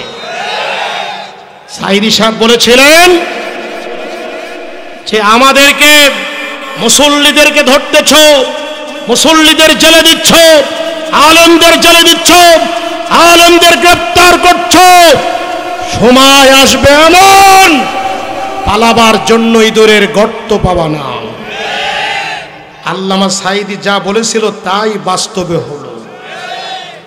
এরপরে সাইদি সাহেব বলেছিলেন যে তোমরা আমাদেরকে মৌলবাদ বলো, আমরা মৌলবাদ, আমরা মূলে আছি। মূল হলো আল্লাহ, মূল কোরআন, মূল আখিরাত, মূল জান্নাত, মূল রসুল। আমরা মূলে আছে 12 কোটি। আর তোমরা আসো আগাবাদী, আগায় আসো অল্প কয়েকজন। আমরা 12 কোটি মানুষ আস্তে করে গাছের গোড়া ধরে নাড়া দেব, মামু বাড়ি দিল্লি যেয়ে পড়বা। আল্লামা সাইদি যা বললেন বাস্তবে 2024 সালের 5ই আগস্ট দুপুরবেলা খানা রান্না করে খাওয়ার সুযোগ হলো না, মামা বাড়ি দিল্লি চলে গেল। আজকে বলেন ঠিক কিনা?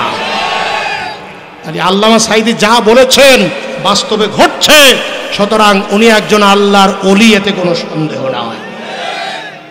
কত বড় ওলি আল্লামা সাইদি! নাওয়ার আল্লাহু মারকাদাহু ওয়া জাআলাল জান্নাতা মাসওয়াহু।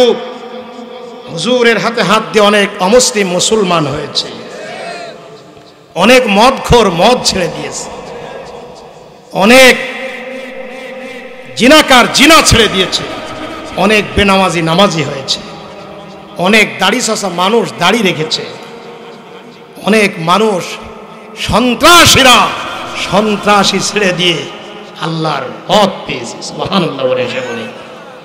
আমি আল্লামা সাইদি হুজুর যে কত বড় একজন ওলি ছিল, ওনার বক্তব্য শুনে সন্ত্রাসীরা যারা মানুষ খুন করত, তারা যে পথের দিশা পেয়েছে লক্ষ লক্ষ। আমি সবার কথা বলতে পারবো না, একজনের কথা বলছি। আমার বক্তব্য সম্ভবত ইন্টারনেটেও যেতে পারে। আজকে আমার বক্তব্য মুসলিম টিভি রেকর্ড করছে। আমার এই কথার যদি সত্য দলিল না থাকতো আমি বলতে পারতাম না। আল্লামা সাইদি সাহেবের বক্তব্য শুনে সন্ত্রাসীরা সন্ত্রাসী ছেড়েছে, তার বাস্তব প্রমাণ হচ্ছে আমাদের যশোর জেলার, খুলনা বিভাগের যশোর জেলার মনিরামপুর থানার অ্যাডভোকেট এনামুল হক গাজী। আমি একটুখানি বলবো যে অ্যাডভোকেট এনামুল হক গাজী উনি তো আলেম নয়, মাদ্রাসায় কোনোদিন পড়ে নাই, উনি তো ক্লিন শেভ করতো, কোট প্যান্ট পরে থাকতো। উনি ছিল কমিউনিস্ট, করতো সব সময়, অস্ত্র হাতে থাকতো না। তো একটি যশোরে আলেমদের একটা সেমিনারে আমরা ওনাকে দাওয়াত করেছিলাম, এবং উনি যখন বক্তব্য দেওয়ার জন্য মঞ্চে আসলেন, আমরা তখন একটা চিঠি দিয়েছিলাম যে মহতারাম, আপনি অ্যাডভোকেট মানুষ, একজন আইনজীবী মানুষ, আপনি কোনোদিন মাদ্রাসায় পড়েন নাই, আপনি কোনোদিন কোনো হুজুরের মুরিদ হন নাই, আপনি তো কিভাবে এই যে আপনার সুন্দর দাড়ি আর মাথায় টুপি আর আপনার গায়ে জুব্বা, আপনি এই হেদায়েত পেলেন কার ওসিলায়? আপনি কি একটু বলবেন স্যার? অ্যাডভোকেট এনামুল হক গাজী এ কথা প্রশ্ন করার সাথে সাথে দেখে ওনার চোখ দিয়ে টপ টপ করে পানি পড়ছে। উনি বলল, শোনেন উলামায়ে কেরাম, আমি প্যান্ট শার্ট পরতাম, আমি এমন কোনো নিশাদ্রব্য নাই যে আমি করতাম না, আমি কমিউনিস্ট করতাম, সন্ত্রাসীদের সাথে আমার সব সময় চলাচল ছিল, আমার কাছে সব সময় AK-47 থাকতো। আল্লামা সাইদি কমিউনিস্টদের বিরুদ্ধে, সন্ত্রাসীদের বিরুদ্ধে আল্লামা সাইদি 80-র দশকে বক্তব্য দিত, আর আমরা সব বন্ধুরা এক জায়গায় বসে আমাদের শরীরে টকবক করে রক্ত ফুটত যে আল্লামা সাইদি সন্ত্রাসীদের বিরুদ্ধে বক্তব্য দেয়, কমিউনিস্টদের বিরুদ্ধে বক্তব্য দেয়। এই যশোরের বুকে আল্লামা সাইদি যেদিন আসবে, আর আল্লামা সাইদি যদি কমিউনিস্টদের বিরুদ্ধে এবং সন্ত্রাসীদের বিরুদ্ধে বক্তব্য দেয়, আমরা আল্লামা সাইদির সামনে বসবো। যদি সন্ত্রাসীদের বিরুদ্ধে বক্তব্য দেয়, আল্লামা সাইদির বুক ঝাঁঝরা করে তাকে দুনিয়া থেকে বিদায় করে দেব। অ্যাডভোকেট গাজী সাহেব বলছেন, এনামুল হক গাজী বলছেন, আল্লাহর কি শান, আমরা হঠাৎ পোস্টারে দেখলাম আল্লামা সাঈদী আসবে যশোর ঈদগাহ মাঠে, অমুক তারিখে আসবে। আর সেই দিন আমরা বন্ধুরা এক জায়গায় গোপন বৈঠক করলাম, বললাম যে সাঈদী সাহেব যদি কমিউনিস্টদের বিরুদ্ধে, সন্ত্রাসীদের বিরুদ্ধে বক্তব্য দেয়, সাঈদী সাহেবকে আমরা দুনিয়ায় রাখবো না। সাঈদী সাহেব যেদিন আসবে আমরা মঞ্চের সামনে বসে গেলাম, লক্ষ লক্ষ মানুষ।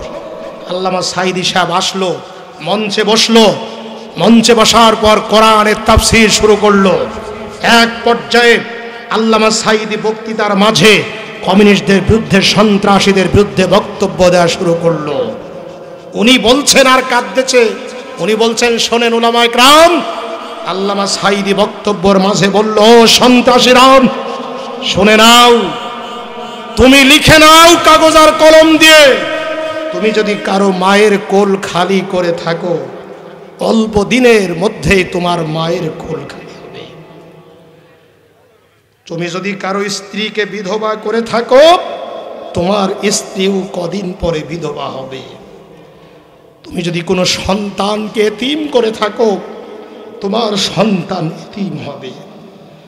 ও সন্ত্রাসীরা, ও খুনিরা, তুমি যেই ছেলেটাকে হত্যা করেছো, রাত 2টার সময় সেই ছেলেটির বাড়ির কাছে যাও, দেখবা সেই বাড়িতে ওই ছেলেটির মা, সবাই ঘুমিয়েছে, তার মা ঘুমায় নাই।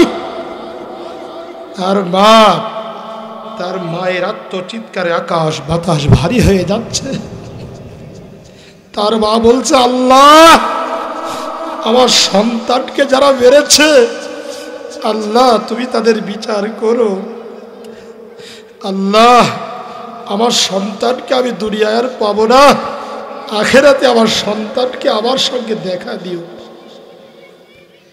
অ্যাডভোকেট এনামুল হক গাজী এই কথাগুলো বলছিলেন, গোটা হাউজের আলেম ওলামা হাউকা মাউ মাউ করে কাঁদতেছিল। অ্যাডভোকেট এনামুল হক গাজী উনি বললেন, আমার হেদায়েত হওয়ার জন্যে আর বেশি বক্তব্যের প্রয়োজন হলো না, 5-6টা কথায় আমার ভিতরে হেদায়েতের বীজ বপন হয়ে গেল। সুবহানাল্লাহ বলেন। এনামুল হক গাজী সাহেব বললেন যে হুজুরের এই কথাগুলো শুনে আমি হাউমাউ করে কাঁদলাম ওই মাহফিলের মধ্যে। মাহফিল শেষ হলো, আমি হুজুরের হাতে হাত দিয়ে মাথাটা পেতে দোয়া দিলাম এবং বললেন, হুজুর আমার জন্য দোয়া করেন। আমি আর বাড়িতে গেলাম না, অস্ত্র সাথে করে নিয়ে সোজা চলে গেলাম নড়াইল গিয়ে অস্ত্র জমা দিলাম। সেই দিন থেকে আমি নামাজ ধরেছি, আমি আর একদিনও নামাজ কাজা করি নাই। সেদিন থেকে আমি দাড়ি রেখেছি, আর দাড়ি ক্লিন শেভ করি নাই। সেদিন থেকে মাথায় টুপি দিয়েছি, আমি আর টুপি ফেরি নাই। সেদিন থেকে টাকনুর উপরে প্যান্ট পাজামা পরেছি, আর সেদিন থেকে টাকনুর নিচে প্যান্ট পাজামা পরি নাই। আল্লামা দেলোয়ার হোসেন সাঈদীর বক্তব্য শুনে আমি একজন সন্ত্রাসী মানুষ, আল্লাহ আমাকে হেদায়েত দিয়েছে। সম্মানিত ভাইয়েরা, আমি বলতে চাই, একজন এনামুল হক গাজী নয়, আল্লামা সাঈদী সাহেবের বক্তব্য শুনে হাজার লাখো মানুষ, পথ ভোলা মানুষ পথের দিশা পেয়েছে।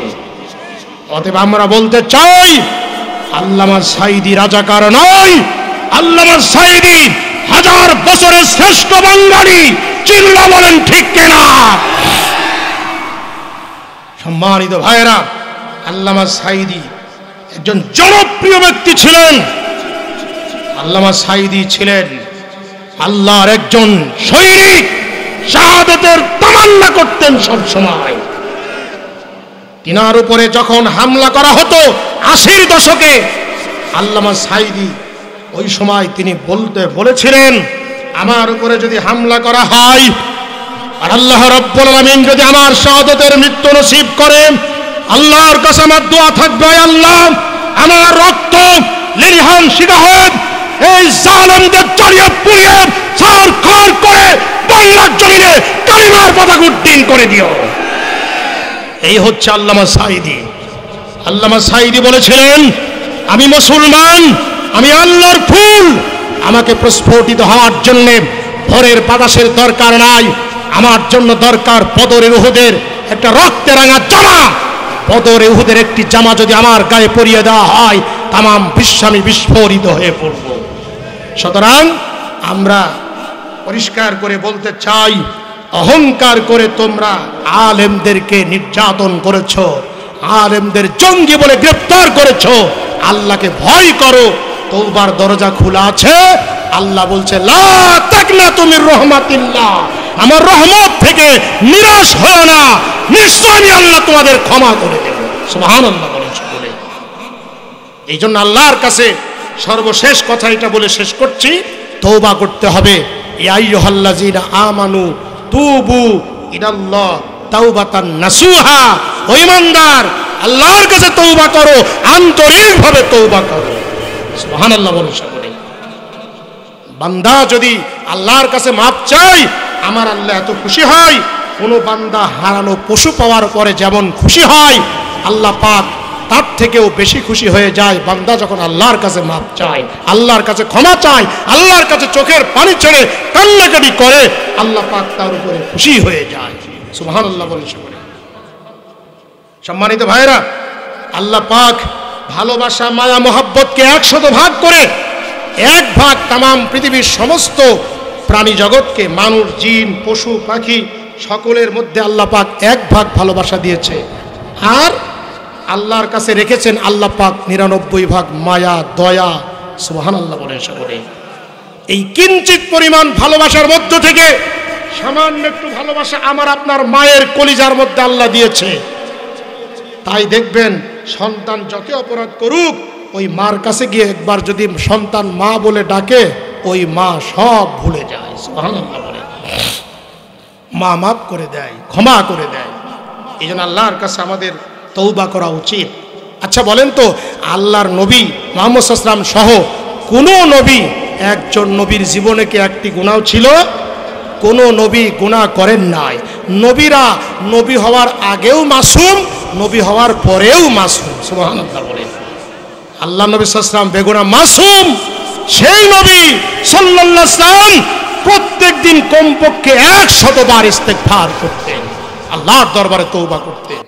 এই কথাটা বলে শেষ করি, দোয়া করে নেই। আল্লাহর কাছে বান্দা যদি আন্তরিকভাবে তওবা করে, আমার আল্লাহ এত খুশি হয়ে যায়। লক্ষ্য করুন আমার বন্ধুগণ, নবীজির একজন মহিলা সাহাবী জিনা করার পর নবীজির কাছে এসে বলে, ইয়া রাসূলুল্লাহ, হাবিবাল্লাহ সাল্লাল্লাহু আলাইহি ওয়াসাল্লাম, আমি জিনা করেছি হুজুর, আমি জানি জিনার শাস্তি হলো পাথর মেরে উড়িয়ে দেওয়া। হুজুর আপনি আমাকে পাথর মেরে উড়িয়ে দেন, আমাকে সংসার করুন। হুজুর আমি দুনিয়ার বিচার পাথর খাওয়া সহজ মনে করছি, জাহান্নামের আগুন আমি সইতে পারবো না। আমি আল্লাহর কাছে তওবা করতে চাই, মাপ পেতে চাই। নবীজি বললেন, মহিলা জিনা করার পরে তুমি কি গর্ভবতী হয়েছো নাকি? মহিলা বলল, ইয়া রাসূলুল্লাহ, হাবিবাল্লাহ সাল্লাল্লাহু আলাইহি সাল্লাম, জিনা করার পরে আমার পেটে তো বাচ্চা। নবীজি বললেন, মহিলা তুমি অপরাধ করেছো ঠিক, কিন্তু তোমার গর্ভস্থিত সন্তান তো কোনো অপরাধ করে নাই। সন্তান ভূমিষ্ঠ না হওয়া পর্যন্ত তোমার কোনো বিচার হবে না। মহিলা কাঁদতে কাঁদতে বাড়ি চলে গেলেন।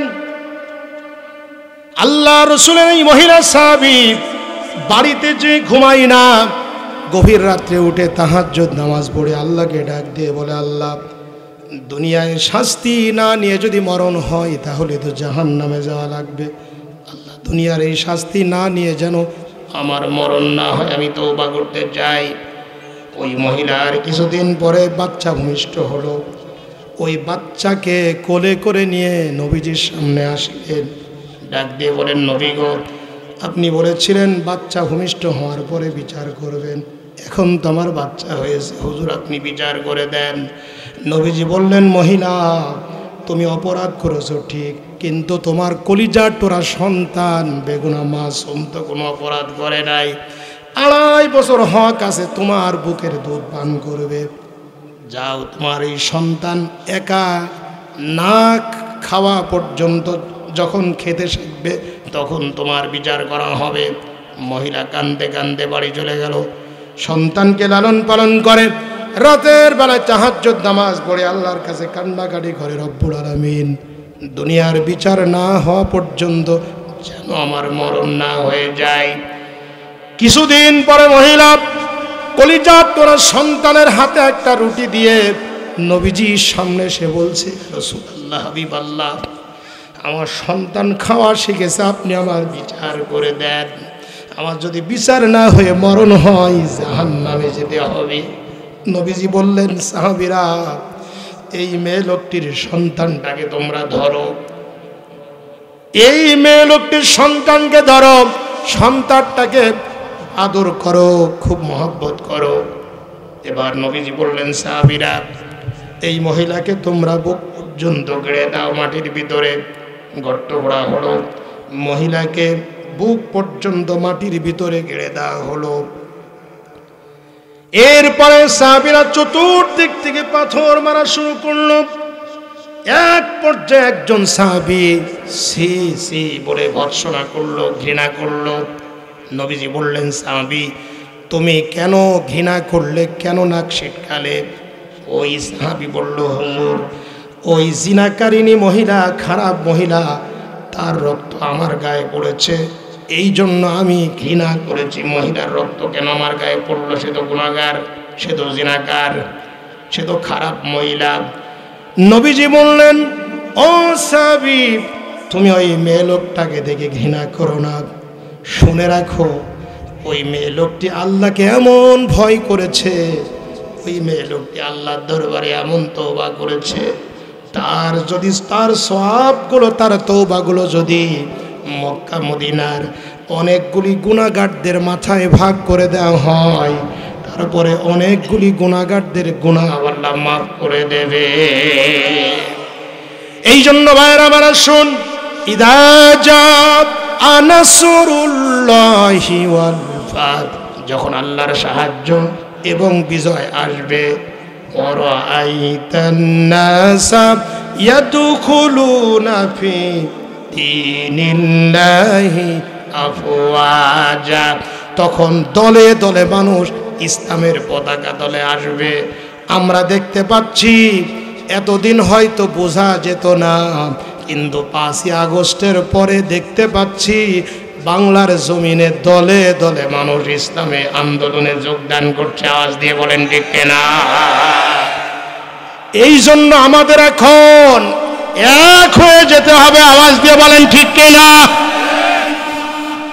কোন হুজুর কওমি মাদ্রাসায় পড়ে, কোন হুজুর আলিয়া মাদ্রাসায় পড়ে, কোন হুজুর কোন পীরের মুরিদ, কোন হুজুরের টুপি বড়, কোন হুজুরের টুপি ছোট, কোন হুজুর বুকের উপর হাত বাঁধে, কোন ব্যক্তি বুকের নিচে হাত বাঁধে, কোন ব্যক্তি আমিন জোরে বলে, আর কোন ব্যক্তি আমিন আস্তে বলে। এই ছোটখাটো বিষয় নিয়ে ভেদাভেদ এখন আর চলবে না। আমাদের সকলকে ঐক্যবদ্ধ হতে হবে আল্লাহর দ্বীন কায়েমের জন্য। আওয়াজ দিয়ে বলেন ঠিক কিনা? আমরা যদি সবাই আলেম ওলামা পীর বুজুর্গ সাধারণ মুসল্লি ইসলামী মূল্যবোধী বিশ্বাসী মানুষগুলি আমরা যদি এক হতে পারি, তাহলে বিশ্বাস করি আগামীর বাংলাদেশ হবে আল কোরআনের বাংলাদেশ, আগামীর বাংলাদেশ হবে ইসলামের বাংলাদেশ। এই জন্য ইসলাম কায়েমের স্বার্থে, দেশ রক্ষার স্বার্থে, মানবিক বাংলাদেশ গড়ার জন্য আমরা এক হতে চাই। কারা কারা হাত তুলে দেখা?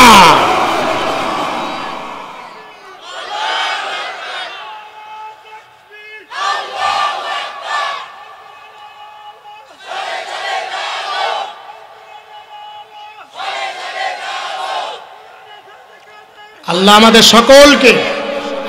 সকলকে ঐক্যবদ্ধ হয়ে আল্লাহর জমিন আল্লাহর দ্বীন কায়েমের আন্দোলনের শরীক হওয়ার তৌফিক দান করুন। আমিন বলুন। সম্মানিত ভাইরা শুন, আমি আর সামনে দিকে অগ্রসর না হয়ে আল্লাহর কোরআন থেকে যতটুকু পারলাম আপনাদের সামনে কথা বললাম। যেহেতু 13 দিন মাহফিল হয়, এই জন্য আমারও একটু পরামর্শ, সেটা হলো কোনো বক্তা যেন দীর্ঘ সময় ধরে বক্তৃতা না দেয়। কারণ 13 দিন মানুষ এক জায়গায় বসে কোরআন শুনবে। 1-1.5 ঘন্টা কথা শুনলে যথেষ্ট। 10:30 থেকে সর্বোচ্চ 35-40-এর মধ্যেই মুনাজাত সহ করলে আমার মনে হয় মুসল্লিদের ফজরের নামাজে কোনো বিঘ্ন ঘটবে না। আওয়াজ দিয়ে বলেন ঠিক কিনা? আসুন, আল্লাহর সাহায্য এবং বিজয় আসবে, দলে দলে মানুষ ইসলামের মধ্যে ঢুকবে, তখন আমাদের কাজ হবে আল্লাহর তাসবিহ পড়া আর আল্লাহর প্রশংসা আদায় করা, বেশি বেশি ইস্তেগফার করা। আর হাদিসের মধ্যে আরো 2টি কাজ আছে, মোট 5টি কাজ করতে হবে। সফলতা আসলে, বিজয় হলে আমাদের মোট 5টি কাজ। 1 নম্বর হচ্ছে আল্লাহর তাসবিহ পড়তে হবে, 2 নম্বর আল্লাহর প্রশংসা আদায় করতে হবে, 3 নম্বর ইস্তেগফার করতে হবে, বেশি বেশি তওবা করতে হবে, আর 4 নম্বর হচ্ছে নামাজ পড়তে হবে, নামাজে দাঁড়াতে হবে। আল্লাহ রাসূল মক্কা বিজয়ের পর উনি নামাজ পড়েছিলেন, মাথাটা নত করে দিয়েছেন আল্লাহর কাছে। আওয়াজ দিয়ে বলেন ঠিক কিনা? আল্লাহ রাসূল সাল্লাল্লাহু আলাইহি ওয়াসাল্লাম তিনি মক্কা বিজয় করলেন বলে অহংকার করে বুক টান টান করে কাবা শরীফে বসেন না। আল্লাহ রাসূল মাথাটা নিচু করে দিয়েছিলেন, নিজেকে অত্যন্ত লাজুক মনে করেছিলেন। তা না হলে রাসূল সাল্লাল্লাহু আলাইহি ওয়াসাল্লামের সামনে তো বসেছিল তারা, যারা যেই কাফের বেঈমানেরা হযরতে বেলাল রাদিয়াল্লাহু তাআলা আনহুকে উত্তপ্ত বালুর উপরে চিৎ করে শুইয়ে দিয়ে বুকের উপরে পাথর চাপা দিয়ে নির্যাতন করেছিল, তারাও তো সামনে বসেছিল। যেই কাফের বেঈমানেরা হযরতে খাব্বাব রাদিয়াল্লাহু তাআলা আনহুকে আগুনের আঙ্গারের মধ্যে পুড়িয়েছিল, তারাও সামনে বসা ছিল। যেই কাফের বেঈমানেরা সুমাইয়া রাদিয়াল্লাহু তাআলা আনহাকে লজ্জাস্থানের ভিতরে তরবারি ঢুকিয়ে দিয়ে, বর্ষা ঢুকিয়ে দিয়ে নির্মমভাবে শহীদ করে দিয়েছিল, তারাও সেদিন সামনে ছিল। যেই কাফের বেঈমানেরা মুহাম্মদ সাল্লাল্লাহু আলাইহি ওয়াসাল্লামকে শিয়াবে আবু তালিবে 3 বছর জেল খাটিয়েছিল, রাসূলকে খাবার পর্যন্ত দিত না, আল্লাহর নবী গাছের পাতা পর্যন্ত খেয়েছিলেন, যেই কাফেররা জেল খাটিয়েছিল তারাও সামনে ছিল। যেই কাফের বেঈমানেরা আল্লাহর নবীর মাথার উপরে নুটের নাড়ি ভুড়ি চাপিয়ে দিয়েছিল, তারাও সামনে ছিল। আল্লাহ রাসূল সাল্লাল্লাহু আলাইহি ওয়াসাল্লামের সাথে ছিল 10,000 অস্ত্র শস্ত্রে সজ্জিত 10,000 সাহাবী। রাসূল সাল্লাল্লাহু আলাইহি ওয়াসাল্লাম যদি ইচ্ছা করতেন একটাকেও রাখবো না তা পারতেন, বরং আল্লাহ রাসূল একটু ভালোবাসার দৃষ্টি দিয়ে সমস্ত মানুষের দিকে তাকালেন। মুহাম্মদ সাল্লাল্লাহু আলাইহি ওয়াসাল্লাম একটুখানি তাকিয়ে বললেন, ও আমার কুরাইশ বংশ, তোমরা আমার কাছে কি আশা করো, কি দাবি করো? তারা কিছু বলল না, লজ্জায় বলল যে আপনি আমাদের ভাতিজা আর আমরা আপনার চাচা বা অনেকের ভাতিজা। মুহাম্মদ সাল্লাল্লাহু আলাইহি ওয়াসাল্লাম বললেন, লা তাসরিবু আলাইকুমুল ইয়াম, তোমাদের প্রতি আমার কোনো আর রাগ নেই, বিদ্বেষ নেই, তোমাদের প্রতি আমার কোনো ক্ষোভ নেই, তোমাদের ক্ষমা করে দিলাম। সুবহানাল্লাহ। মানে অহংকার করলেন না। বিজয় আসলে পরে মুহাম্মদ সাল্লাল্লাহু আলাইহি ওয়াসাল্লাম নিজেকে মাথা নত করে মানুষকে ক্ষমা করে দিয়েছিলেন। রাসূল পাক সাল্লাল্লাহু আলাইহি ওয়াসাল্লামের এই ব্যবহার দেখেই তো দলে দলে মানুষ কালিমা পড়ে মুসলমান হয়েছিল। ওই কথাটা বলে শেষ করি। একজন বুড়ি মক্কা বিজয় পর গাট্টি বুঝা নিয়ে বুড়ি চলে যাচ্ছে, আল্লাহর নবীর সঙ্গে দেখা। বুড়ি তো মুহাম্মদ সাল্লাল্লাহু আলাইহি ওয়াসাল্লামকে চিনতেন না, তো মুহাম্মদ সাল্লাল্লাহু আলাইহি ওয়াসাল্লাম বুড়িকে ডাক দিয়ে বলছে, বুড়ি, ও বুড়িমা, তুমি গাট্টি বোঝা নিয়ে কোথায় যাচ্ছ? বলছে, বাবা, এই এলাকায় মুহাম্মদ সাল্লাল্লাহু আলাইহি ওয়াসাল্লাম নামে একজন ব্যক্তি এসেছে, সে হলো বড়ই কঠোর, সে যদি আমারে দেখে আস্ত রাখবে না, মানুষের ঘর বাড়ি শেষ করে দেবে, মানুষের উপর অত্যাচার করে, সে একজন খারাপ মানুষ। আমি সেই মুহাম্মদ সাল্লাল্লাহু আলাইহি ওয়াসাল্লামের ভয়ে আমি এই বাড়ির থেকে পালিয়ে আরেকটা এলাকায় চলে যাচ্ছি। আমার তরুণেরা, যুবকেরা, আমার মায়েরা, লক্ষ্য করে শোনেন, আল্লাহর নবী মুহাম্মদ সাল্লাল্লাহু আলাইহি ওয়াসাল্লাম ওই বুড়িমাকে বললেন, বুড়িমা, তোমার বোঝাটা যদি আমার মাথায় তুলে দাও, আমি তোমার গন্তব্যে বোঝা পৌঁছে দেব। ওই বুড়ি আল্লাহর নবী মুহাম্মদ সাল্লাল্লাহু আলাইহি ওয়াসাল্লামের কাছে বোঝাটা দিলেন। এরপরে মুহাম্মদ সাল্লাল্লাহু আলাইহি ওয়াসাল্লাম ওই বুড়ির গন্তব্যে বোঝা পৌঁছিয়ে দিলেন, পোড়া পৌঁছিয়ে দিলেন। আল্লাহর নবী সাল্লাল্লাহু আলাইহি ওয়াসাল্লাম ওই বুড়ির বোঝা, বুড়ির ব্যাগ, গাট্টি বোঝা জায়গা পর্যন্ত পৌঁছে দিয়ে নবীজি বললেন, বুড়িমা আপনি থাকেন, আমি গেলাম।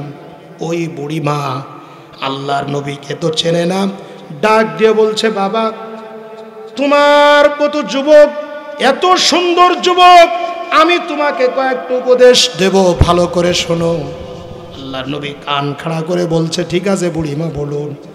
ওই বুড়ি বলছে, মক্কার ওই বুড়ি বলছে, মুশরিক বুড়ি বলছে, ও আল্লাহ, বলছে ও যুবক, তোমার মতো ভালো মানুষ যেন মুহাম্মদ সাল্লাল্লাহু আলাইহি ওয়াসাল্লামের খপ্পরে না পড়ে যায়, খবরদার তার হাতে হাত দিয়ে যেন তুমি কালেমা পড়বা না। তোমার মতো এত সুন্দর যুবক তো আমি আর দেখি নাই, তুমি খবরদার মুহাম্মদ সাল্লাল্লাহু আলাইহি ওয়াসাল্লামের হাতে হাত দিয়ে কালেমা পড়বা না, তার কথা শুনবা না, তার খপ্পরে যেন তুমি পড়ে যেও না। আল্লাহর নবী তবুও কিছু বলছেন না। নবীজি চলে আসতেছিলেন, এমন সময় ওই বুড়ি এবার ডাক দিয়ে বললেন, বাবা তোমার পরিচয়টা একটু যদি বলো আমি শান্তি পাবো। কে তুমি?